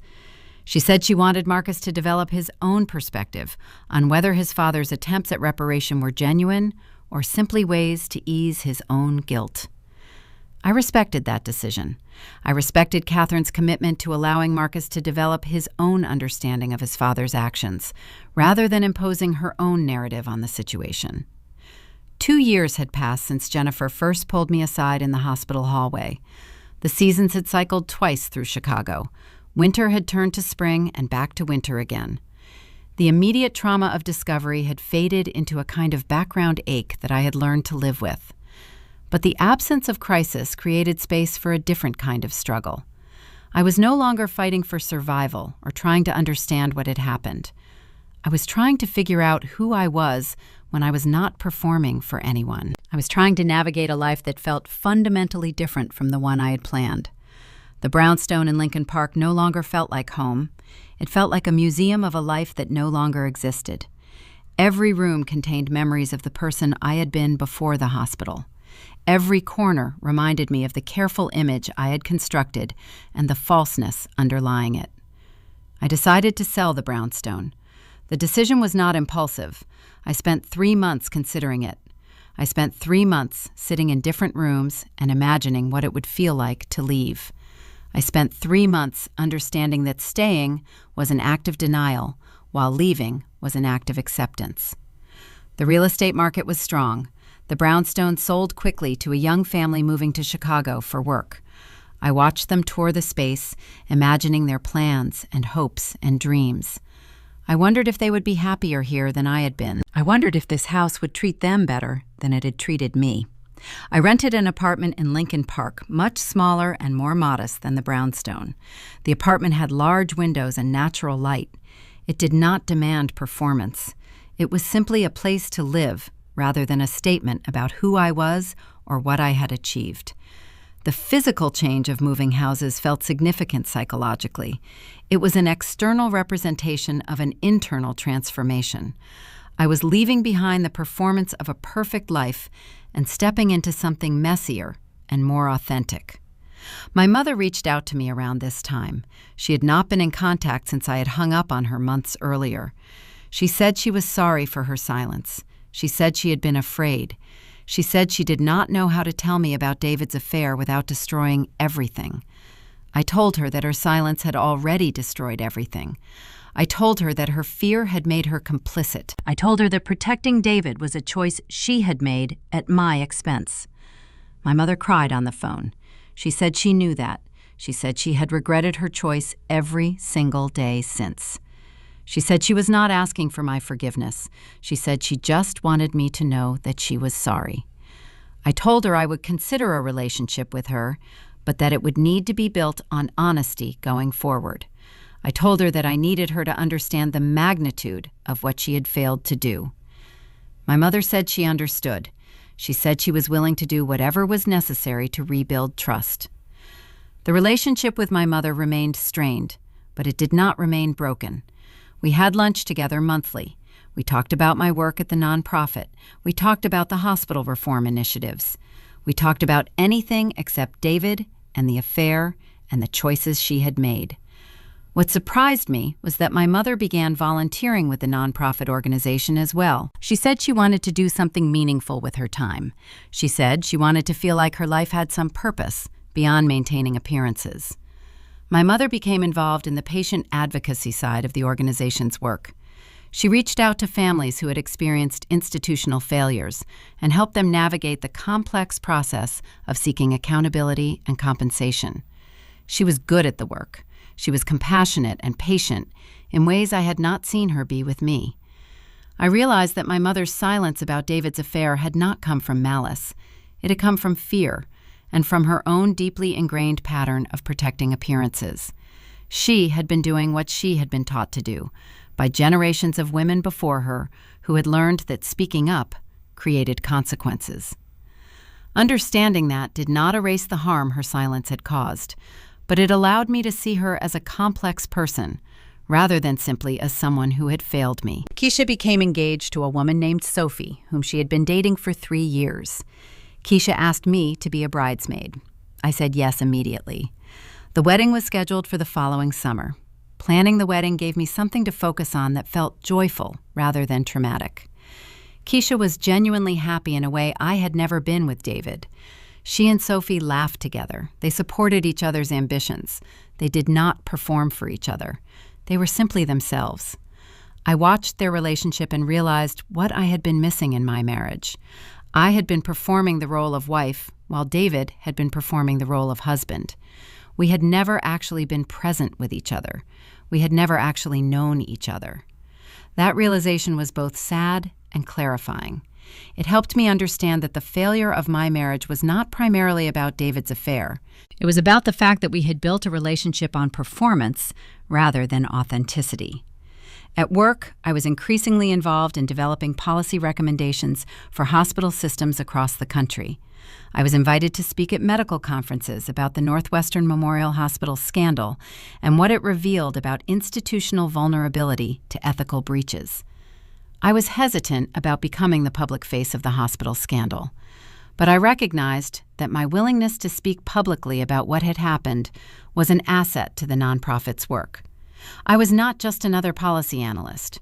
I was someone who had lived through the consequences of institutional failure. I started giving talks about medical ethics and institutional accountability. I spoke about how institutions protect themselves and how that protection often comes at the expense of vulnerable people. I spoke about the importance of creating systems that allow whistleblowers to report crimes safely. One of my talks caught the attention of a dean at Northwestern University's medical school. She invited me to teach a class on medical ethics and institutional accountability. The offer surprised me. I had never considered myself an educator, but I recognized that this was another way to contribute to systemic change. I accepted the position. I would teach one class per quarter while continuing my work at the nonprofit. The dual role felt balanced and meaningful. In my first class, I told my students about what had happened at Northwestern Memorial Hospital. I told them about the systematic swaps and the institutional cover-up. I told them about Dr. Sherman and his God complex. I told them about the families who had been harmed. The students listened with the intensity of people who understood that what had happened was not unique. Similar crimes had occurred at other institutions. Similar institutional failures had protected perpetrators and harmed victims. I told my students that their job, as future healthcare providers, was to create systems and cultures that made ethical violations more difficult to hide. I told them that institutional change required people who were willing to speak up, even when speaking up created personal risk. One student asked me if I regretted meeting with Detective Webb. She asked if I regretted filing charges against David. She asked if I regretted the public scandal that had resulted. I said no. I said that my only regret was that I had not acted faster. I said that if I had understood sooner what was happening, I could have stopped it sooner and prevented additional harm. The student said she was not sure she would have the courage to do what I had done. I told her that courage was not something you either had or did not have. I told her that courage was a choice you made moment by moment when you were faced with a situation that required you to prioritize integrity over comfort. The work of the nonprofit expanded. We began consulting with hospital systems across the country. We helped develop ethics policies. We trained staff on how to report violations safely. We created whistleblower protection programs. The work was slow. The work was incremental. The work would never fully undo the harm that had been done at Northwestern Memorial Hospital. But the work mattered because it meant that fewer families would experience what I had experienced. 3 years after the initial investigation, I received news that Dr. Richard Sherman had suffered a heart attack in federal prison. He was hospitalized and expected to survive, but the incident had been significant enough to raise questions about his medical care and his ability to serve out the remainder of his sentence. I felt nothing when I learned this news. I did not feel satisfaction at his suffering. I did not feel anger. I felt a kind of neutral acknowledgement that he was experiencing consequences for his actions, just as everyone involved in the scandal had experienced consequences. But the news created an unexpected complication. Dr. Sherman's lawyer filed a motion asking for early release on compassionate grounds due to his declining health. The motion prompted new legal proceedings and new arguments about whether Dr. Sherman deserved early release or whether he should serve the remainder of his sentence. The motion also prompted the question that I had been avoiding for years. Should I participate in the legal proceedings? Should I provide a victim impact statement that would be considered by the judge reviewing the motion? Part of me wanted to ignore the entire proceeding. Part of me wanted to let Dr. Sherman serve his sentence without my input or involvement. Part of me was exhausted by the legal system and wanted to move on from this entire chapter of my life. But I recognized that silence might be interpreted as acceptance of early release. Silence might mean that Dr. Sherman would be freed before his sentence was served. Silence might mean that he would face fewer consequences than his crimes deserved. I made the decision to provide a victim impact statement. I spent 2 weeks writing my victim impact statement. The process was harder than I expected.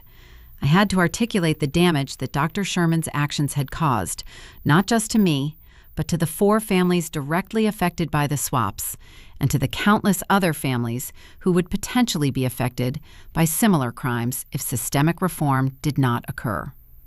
I wrote about the moment Jennifer pulled me aside in the hospital hallway. I wrote about opening the sealed folder and seeing the DNA results that shattered my understanding of my own identity. I wrote about the realization that the child I had carried for 9 months and delivered through hours of labor was a stranger. I wrote about the cascading effects of that revelation. I wrote about the dissolution of my marriage. I wrote about the investigation and the criminal trial. I wrote about the media scrutiny and the public judgment. I wrote about the decision to relinquish parental rights and the ongoing grief of knowing that my biological son would be raised by another woman. But I also wrote about something more fundamental. I wrote about how Dr. Sherman's God complex had reflected a broader institutional failure to prioritize patient welfare over institutional protection. I wrote about how the hospital had enabled his crimes by creating systems that made falsification of records possible. I wrote about how no single person should have had the kind of unchecked authority that Dr. Sherman had wielded. I wrote about the responsibility of healthcare institutions to create cultures where ethical violations could not flourish in silence. I wrote about the importance of protecting whistleblowers like Jennifer and creating systems where speaking up did not require superhuman courage. The statement was 8 pages long. It was the most honest writing I had ever done. When I finished, I read it aloud to myself and cried. I cried because of what I had lost. I cried because of what other families had lost. I cried because I recognized that my statement would likely not prevent Dr. Sherman from being released early, but I had to try anyway. I submitted the statement to the court 2 weeks before the hearing. The judge assigned to the motion review was a man named Harold Foster, who had been on the bench for 31 years. Judge Foster had a reputation for being fair and for considering all available evidence before making decisions. The hearing took place on a winter morning. I sat in the courtroom gallery while Dr. Sherman's lawyer argued for early release on compassionate grounds. The lawyer presented medical records documenting Dr. Sherman's declining health. The lawyer presented letters from family members asking the court to allow Dr. Sherman to spend his remaining years with his loved ones. The lawyer did not mention the harm that Dr. Sherman had caused. The lawyer did not acknowledge the families whose lives he had disrupted. The lawyer presented Dr. Sherman as a victim of his own deteriorating health, not as a perpetrator who had harmed others. When the prosecution presented their argument, they referenced my victim impact statement. The prosecutor read excerpts aloud in court. She read the parts where I described the moment I learned the truth. She read the parts where I articulated the systemic failures that had enabled Dr. Sherman's crimes. Dr. Sherman sat at the defense table and did not react. He looked frail and tired, but he did not look like a man who understood the magnitude of what he had done. He looked like a man who thought of himself as a victim. Judge Foster asked if anyone in the courtroom wished to speak. I stood up. I identified myself as one of the directly affected parties. I asked for permission to make a brief statement. Judge Foster granted permission. I walked to the front of the courtroom. I stood facing Dr. Sherman for the first time since the investigation began. I had expected to feel anger or contempt or some kind of strong emotional response. Instead, I felt a kind of sad clarity. I told Judge Foster that Dr. Sherman had fundamentally altered the course of my life through his criminal actions. I told Judge Foster that I would never recover from what had happened. I told Judge Foster that Marcus Edwards, my biological son, would grow up knowing that his father had gone to prison because of crimes that Dr. Sherman had orchestrated. I told Judge Foster that granting early release would send a message that healthcare providers could harm vulnerable people without facing serious consequences. I told Judge Foster that compassion for Dr. Sherman should not override accountability for his actions. I said that I was not asking for mercy. I was asking for justice. When I finished speaking, I looked directly at Dr. Sherman. I said he had made his own choices. He had chosen to put himself above medical ethics. He had chosen to treat babies as products to be distributed according to his personal standards. He had chosen to create false documentation and cover up his crimes. Those choices had consequences. I sat back down. The courtroom was silent. Judge Foster took 2 weeks to issue his decision. When he finally did, he ruled that Dr. Sherman would not be released early. He said that while Dr. Sherman's health concerns were legitimate, they did not outweigh the severity of his crimes and the profound harm he had caused to multiple families. Judge Foster wrote in his decision that Dr. Sherman had operated with unchecked authority and had deliberately falsified medical records to hide his crimes. Judge Foster wrote that granting early release would undermine the seriousness with which the legal system took crimes against vulnerable infants. Judge Foster ordered Dr. Sherman to remain in federal prison to serve the remainder of his sentence. Dr. Sherman would be eligible for parole in 12 years. The decision was a victory, but it felt hollow. Dr. Sherman would likely spend the rest of his life in prison. The harm he had caused would not be undone. The families he had affected would continue to live with the consequences of his actions. But the decision did affirm that his crimes were serious. The decision did affirm that there were limits to what institutional authority could do without consequences. The media covered the decision extensively. My victim impact statement was published in several news outlets. Suddenly, I was again the face of the hospital scandal, though I had not wanted that role. My photograph appeared in newspapers, my words were quoted in articles. Strangers sent me messages saying they supported me or disagreed with me or wanted to know more about what had happened. I turned off social media. I stopped reading news coverage. I focused on the work that felt meaningful and removed myself from the performance of public victimhood. What surprised me was how the court decision affected my sense of closure. I had expected that hearing Judge Foster rule against early release would feel cathartic. I had expected to feel relief or vindication. Instead, I felt the weight of finality. The legal proceedings were ending. The scandal that had dominated my life for 3 years was moving into the category of historical case rather than ongoing trauma. That movement was both necessary and terrifying. Jennifer reached out to me after the court decision. She said she had been thinking about what came next for both of us. She said the immediate crisis had ended. The crimes had been prosecuted. The guilty had been punished. The institutional reforms had been implemented. She asked what I thought we should do now. She asked if I was planning to continue working at the nonprofit. She asked if I thought there was still work to be done or if we had accomplished what we set out to accomplish. I told Jennifer that institutional reform was ongoing. I told her that one hospital changing its policies did not mean that all hospitals would change theirs. I told her that for every Dr. Sherman who was caught, there were probably others who were still operating in the shadows, unchecked and unchallenged. Jennifer said she was thinking about starting her own organization. She said she wanted to focus specifically on supporting healthcare whistleblowers. She said she wanted to create a network where people who had reported crimes could find legal support and emotional resources.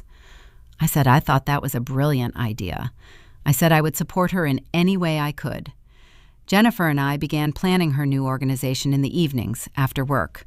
We talked about mission statements and funding models and governance structures.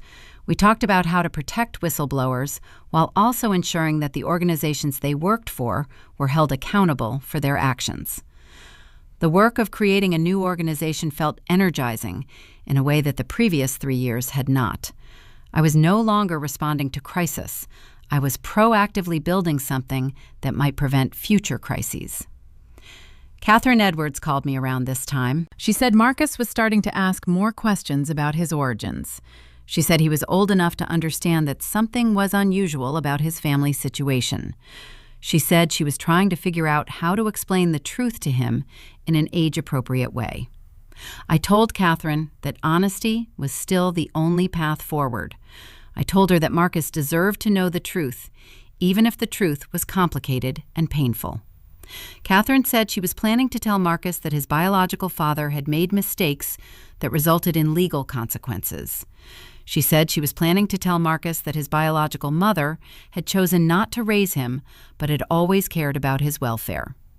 She said she was planning to tell Marcus that family was not determined by biology, but by the daily choices people made to show up and care for each other. I told Catherine that I thought that was exactly the right approach. I told her that honesty would serve Marcus better than any other narrative she could construct. Catherine said she hoped that someday, when Marcus was older, he might want to meet me. She said she was not pushing for that. She said she was simply leaving the door open. I told her that I would welcome that possibility, but that I understood if it never happened. I told her that what mattered most was that Marcus grew up knowing he was loved and wanted, and that his origins, however complicated, did not define his value. 4 years had passed since Jennifer first pulled me aside in the hospital hallway. The acute trauma had transformed into something I could carry without it consuming me entirely.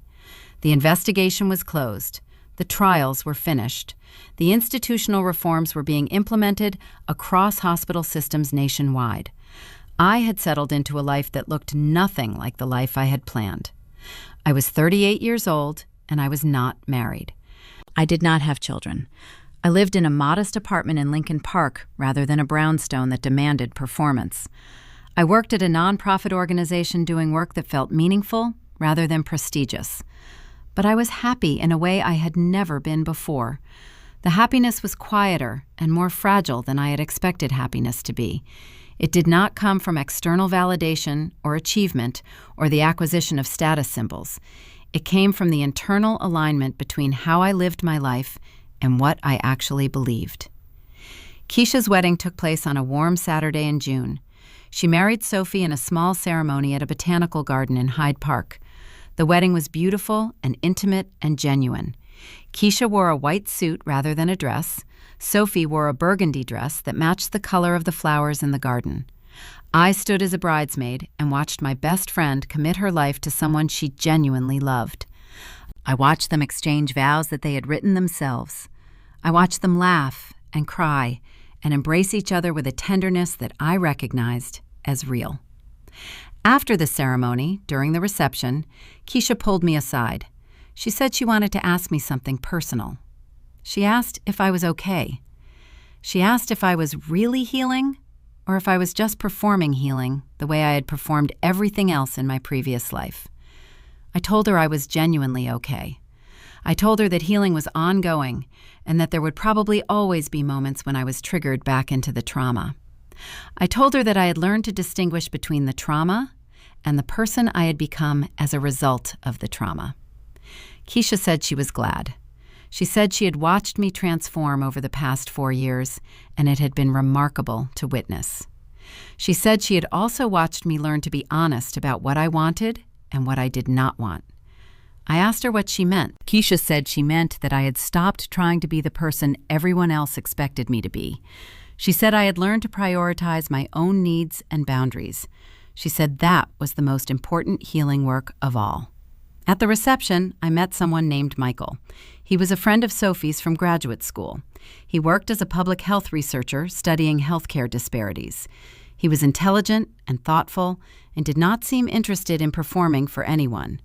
We talked for most of the evening. We talked about our work and our beliefs about healthcare reform and our experiences of institutional failure. He asked me about the hospital scandal. I told him the basics without the emotional weight. Michael asked if I wanted to get coffee sometime. I said yes. The coffee date turned into dinner. Dinner turned into more conversations and more time spent together. Michael did not ask me to be anyone other than who I was. He did not expect me to perform competence or success or any particular version of femininity. He was simply present with me in a way that David had never been. I was cautious about the relationship at first. I had been wrong about people before. I had misjudged my own desires. I had built my previous relationship on performance and false assumptions. But slowly, over months, I began to trust that what was happening between Michael and me was genuine. He knew about the hospital scandal and the divorce and the relinquishment of parental rights. He knew about my complicated relationship with motherhood and my doubts about whether I had ever actually wanted biological children. He did not try to fix those things. He did not try to convince me that I was wrong or that I would change my mind someday. He simply accepted them as part of who I was. Meanwhile, Jennifer's new organization was growing. She had secured funding and hired a small staff.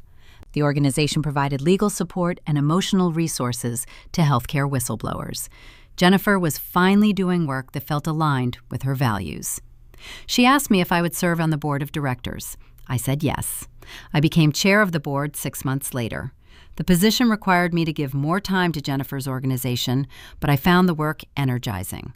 The organization began documenting cases where healthcare workers had reported crimes and had faced retaliation for doing so. The documentation created a record of institutional failures and systemic patterns that would be useful for future policy advocacy. I realized that the work I was doing now, the work of institutional reform and advocacy, was work that I had been moving toward since the moment Jennifer pulled me aside and told me the truth. The hospital scandal had redirected my entire life. It had forced me to examine who I was and what I actually believed in. Tom and Linda Wagner reached out to me. They said they wanted to organize a gathering of all the families affected by the swaps. They said they wanted to meet together and support each other as they navigated the ongoing process of understanding their children's identities and their own roles as parents. I agreed to participate in the gathering. It took place on a Saturday afternoon in a community center in Chicago. All 4 families came together. We sat in a circle and shared our experiences over the past 4 years. Tom and Linda had maintained an ongoing relationship with their biological son. The relationship was complicated and required constant boundary setting, but it had resulted in a kind of friendship rather than a traditional parent-child relationship. Tom said that he had learned that parenthood was not the role he actually wanted to play with his biological son. He said that accepting that limitation had actually freed him to have a more authentic relationship. Marcus and Jennifer Cho had similarly established contact with their adopted daughter's biological mother. The arrangement was mediated and structured, but it allowed the biological mother to know that her daughter was safe and thriving.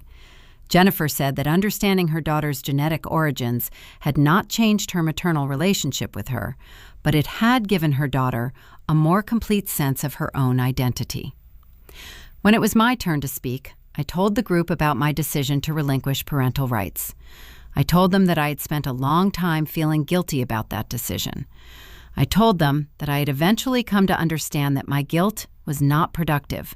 My guilt did not serve Marcus Edwards or Catherine Edwards, or myself. I said that what mattered was that Marcus was thriving with Catherine. What mattered was that Catherine had the support she needed to raise him with knowledge of his complicated origins. What mattered was that I had been honest about my own limitations and needs, rather than pretending to be a mother I was never going to be. Linda asked if I ever regretted not fighting for custody. I said no. I said that regret would suggest that I should have done something different, and I genuinely believed I had made the right choice for everyone involved. The gathering was emotional, but also hopeful. These 4 families had been brought together by tragedy and institutional failure, but they had learned to navigate their complicated situations with honesty and grace. After the gathering, Catherine Edwards approached me. She said Marcus was now 7 years old. She said he understood in a child's way that his origins were unusual. She said he asked about me sometimes. She said he wanted to know who his biological mother was. Catherine said she was planning to tell Marcus more of the truth in the coming months. She said she was planning to explain that I had loved him in the way that parents love their children before they are born, but that after he was born, I had made the difficult decision that Catherine was the parent he needed. I asked Catherine how she would explain that without confusing Marcus. Catherine said she did not know yet. She said she was still figuring out the right words. I told Catherine that when she was ready, I was willing to meet Marcus. I said that I did not expect him to call me mother or to have a traditional parent-child relationship with me. I said that I was simply willing to be a person in his life who could answer questions about his origins and his story. Catherine said she appreciated that offer. She said she would think about when the right time would be. A month later, Michael proposed to me.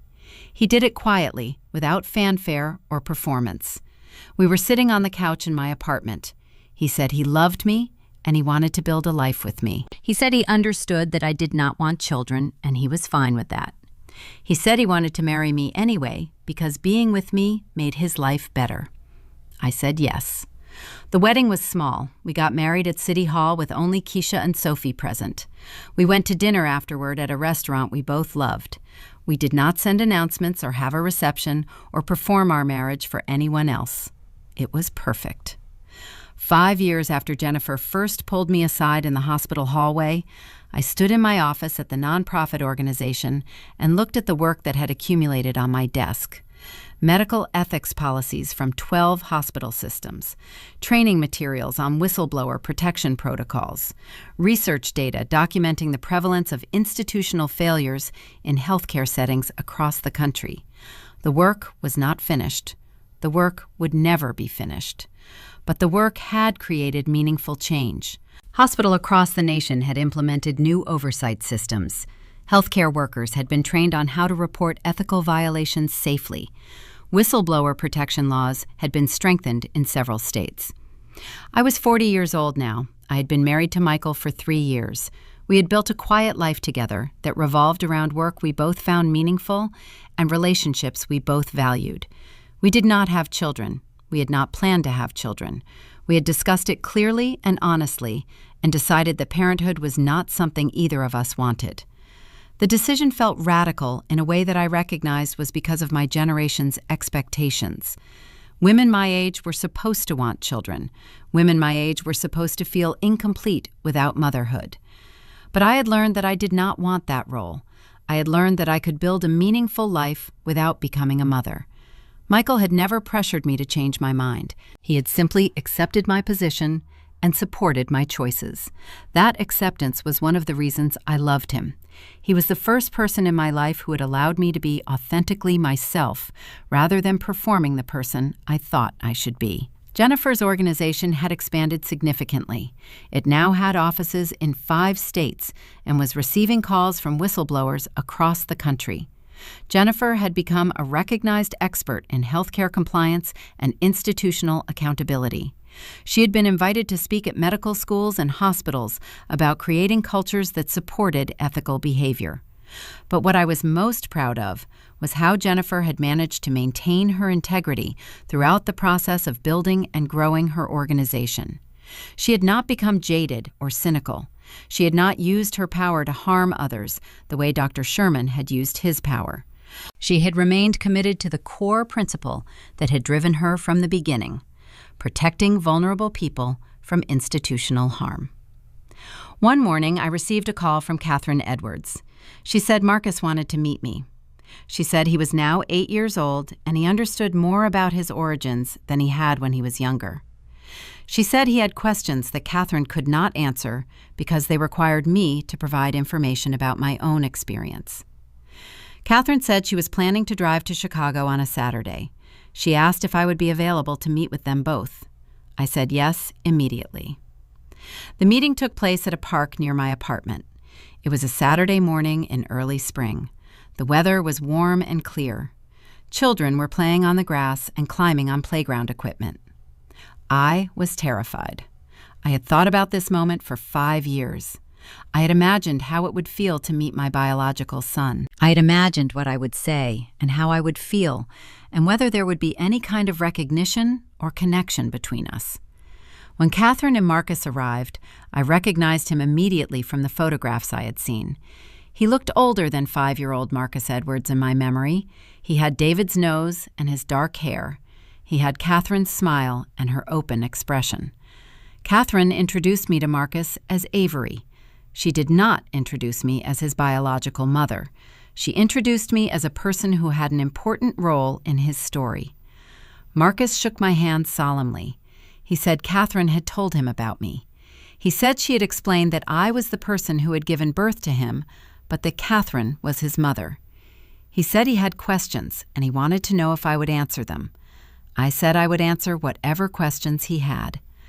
We sat on a bench in the park while Marcus asked me about the hospital and the DNA tests and the reasons I had decided not to raise him. He asked these questions with the directness of a child who has not yet learned to protect people's feelings through politeness. I answered him honestly. I told him that I had not been ready to be a mother. I told him that I had realized that Catherine was a better parent for him than I would have been. I told him that I had made the decision that allowed him to have the life he actually had, which was a good life, with a parent who loved him deeply. Marcus asked if I loved him. I paused before answering, because the question deserved honesty rather than the reflexive answer that most people would give. I said I loved him in the way that parents love their children before they are born, when the child is still a possibility rather than a person. I said that after he was born, I did not develop the kind of love that parenting requires. I said that was not his fault. It was not Catherine's fault. It was simply a truth about me and my capacity for motherhood. Marcus seemed to accept this answer. He asked if he could call me Avery, or if I had another name he should call me.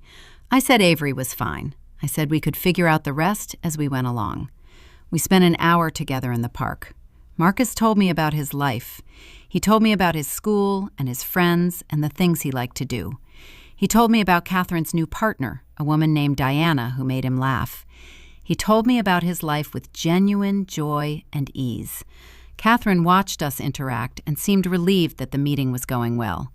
She told me later that she had been worried about how Marcus would react to learning more about his origins. She said she had worried that it might confuse him or upset him. I told her that Marcus seemed like a secure and confident child. I told her that her parenting had clearly provided him with the foundation he needed to navigate complicated truths about his own identity. Catherine said she hoped that Marcus and I could maintain a relationship going forward. She said she was not expecting anything like a traditional parent-child relationship. She said she simply thought it would be good for Marcus to know the person who had given birth to him. I said I would like that. I said I wanted to be a person in Marcus's life who could answer questions about his origins and who could represent one version of his story. As Catherine and Marcus prepared to leave, Marcus asked if he could give me a hug. I said yes. He hugged me, a simple embrace that held no weight beyond the present moment. It did not feel like a moment of profound connection or maternal bonding. It felt like what it was, a child saying goodbye to an adult he had just met. After they left, I sat on the bench for a long time. I felt relief that the meeting had gone well. I felt sadness that I did not experience some kind of primal maternal instinct or overwhelming love. But I also felt gratitude that I had been able to be honest about my limitations, rather than pretending to feel something I did not feel. Honesty was the greatest gift I could give Marcus. Honesty was the greatest gift I could give Catherine. Honesty was the greatest gift I could give myself. That evening, I told Michael about the meeting. He listened carefully while I described what Marcus was like and what questions he asked and how Catherine had managed the introduction. When I finished, Michael asked me how I felt. I said I felt okay. I said I felt like a chapter had closed. I said I felt relieved that I had not had to pretend to be someone I was not. Michael said he was proud of me. He said he thought the way I had navigated the entire situation, from the moment Jennifer told me the truth to the present day, reflected a profound commitment to living authentically. I told him that living authentically was something I was still learning to do. I told him that some days were easier than others, but I told him that I would never go back to the performance of perfection that had characterized my previous life. The years that followed were years of consolidation and integration. I continued my work at the nonprofit organization. Jennifer's whistleblower protection organization continued to grow and expand. Michael and I built a life together that was quiet and meaningful and real. I maintained sporadic contact with Marcus and Catherine. I sent Marcus birthday cards and Christmas gifts. I attended one of his school events when Catherine invited me. I was not his mother, and I never would be his mother. But I was a person in his life who cared about his well-being and who was available to support him. David was released from federal prison after serving 5 years of his sentence. He had earned time off for good behavior. Upon release, he was required to register as someone who had committed federal crimes, and he was subject to supervised release for 3 years after his imprisonment. I did not attend his release hearing. I did not seek information about where he went or what he did after his release. But I learned through mutual acquaintances that he had remained married to Rebecca Summers and that they had started a small business together. David paid his child support obligations faithfully after his release. Catherine told me that he had tried to initiate contact with Marcus, but that she had established firm boundaries about what kind of contact was appropriate. She told me that she was not interested in rebuilding a relationship with David, but she was not opposed to Marcus eventually deciding that he wanted contact with his father. I realized through all of this that the story of the hospital swap did not have a neat ending. It did not have closure in the way that stories are supposed to have closure. It had chapters that continued to unfold. It had characters who continued to make choices and face consequences and attempt redemption in their own imperfect ways. What mattered was that I had learned to live authentically. What mattered was that Jennifer had found a way to turn her traumatic experience into work that protected others. What mattered was that Marcus was growing up in a home where he was loved and supported and told the truth about his origins. The hospital scandal had destroyed my previous life, but it had also forced me to build a new life that was more honest and more aligned with my actual values and desires. I had lost the marriage I thought I wanted. I had lost the motherhood I thought was supposed to be my destiny. But I had gained the opportunity to figure out who I actually was instead of who I was supposed to be. On a quiet evening, sitting in my apartment with Michael, I reflected on the journey that had brought me here. I thought about the person I had been on that October day when Jennifer pulled me aside in the hospital hallway. That person had been performing, competence and success, and the desire to be a mother. That person had been terrified of what lay beneath the performance. The person I was now had learned to live without the performance. This person had learned that authenticity was more valuable than appearance. This person had learned that saying no to motherhood was not a failure. This person had learned that meaningful work and genuine relationships and honest communication were what actually made a life worth living. I told Michael that I was grateful for what had happened, even though I would never have chosen it. I told him that the hospital scandal had broken me open and forced me to rebuild myself from the ground up. I told him that I would never go back to the person I had been. Michael said he was glad that I had survived the scandal and that I had emerged as someone stronger and more authentic. He said he loved me not despite my complications and my flaws, but because of my willingness to acknowledge them and to live honestly with them. We sat together in comfortable silence, the way couples do after many years of truly knowing each other. Outside, Chicago hummed with the evening traffic and the sounds of a city at rest. Inside, I was finally, truly at peace. The hospital had whispered a truth that had shattered my life, but that truth had ultimately set me free. The story of Avery Wilson teaches us a profound and often overlooked lesson about the power of authenticity in a world obsessed with performance. When a nurse's whispered revelation shattered Avery's carefully constructed life, it forced her to confront a truth she had spent years avoiding. The person she had been performing was not the person she actually was. Throughout her journey, from the initial shock of discovering her biological son was not hers, through the dissolution of her marriage, the legal battles against institutional corruption, and finally to the moment she met her biological son as a stranger rather than a mother, Avery learned that authentic living is far more valuable than the performance of perfection. The hospital scandal stripped away every external marker of success that Avery had used to define herself. Her prestigious job, her perfect marriage, her anticipated motherhood, her brownstone in Lincoln Park, all of it crumbled under the weight of truth. But this destruction became liberation by relinquishing her parental rights to a child she could not authentically mother, by admitting that she did not want biological children, by choosing work that aligned with her values rather than her status. Avery discovered that saying no to what she was supposed to want was not failure. It was freedom. The story reveals that institutions thrive on performance, that families are built on performance, that entire lives can be constructed as elaborate performances that mask genuine emptiness beneath. Dr. Sherman's God complex, David's willful ignorance, Avery's performance of successful motherhood, all of these were variations on the same theme, the danger of choosing appearance over authenticity. But Avery's final choice to live honestly, to support Marcus without claiming a role she did not want, to build a marriage with someone who accepted her authentic self, these choices represent the path to genuine fulfillment. The lesson is simple, but transformative. Your life becomes meaningful not when you perform the role you think you should play, but when you have the courage to discover who you actually are and the honesty to live accordingly. Authenticity requires vulnerability. It requires admitting that you do not want what you were supposed to want. It requires building relationships with people who love your genuine self rather than your performed self. If this story resonated with you, if you have ever felt the pressure to perform a version of yourself that did not align with your truth, subscribe to Sophia Told Stories for more narratives that explore the power of authenticity, institutional failure, and the courage required to rebuild your life on a foundation of genuine values rather than external expectations.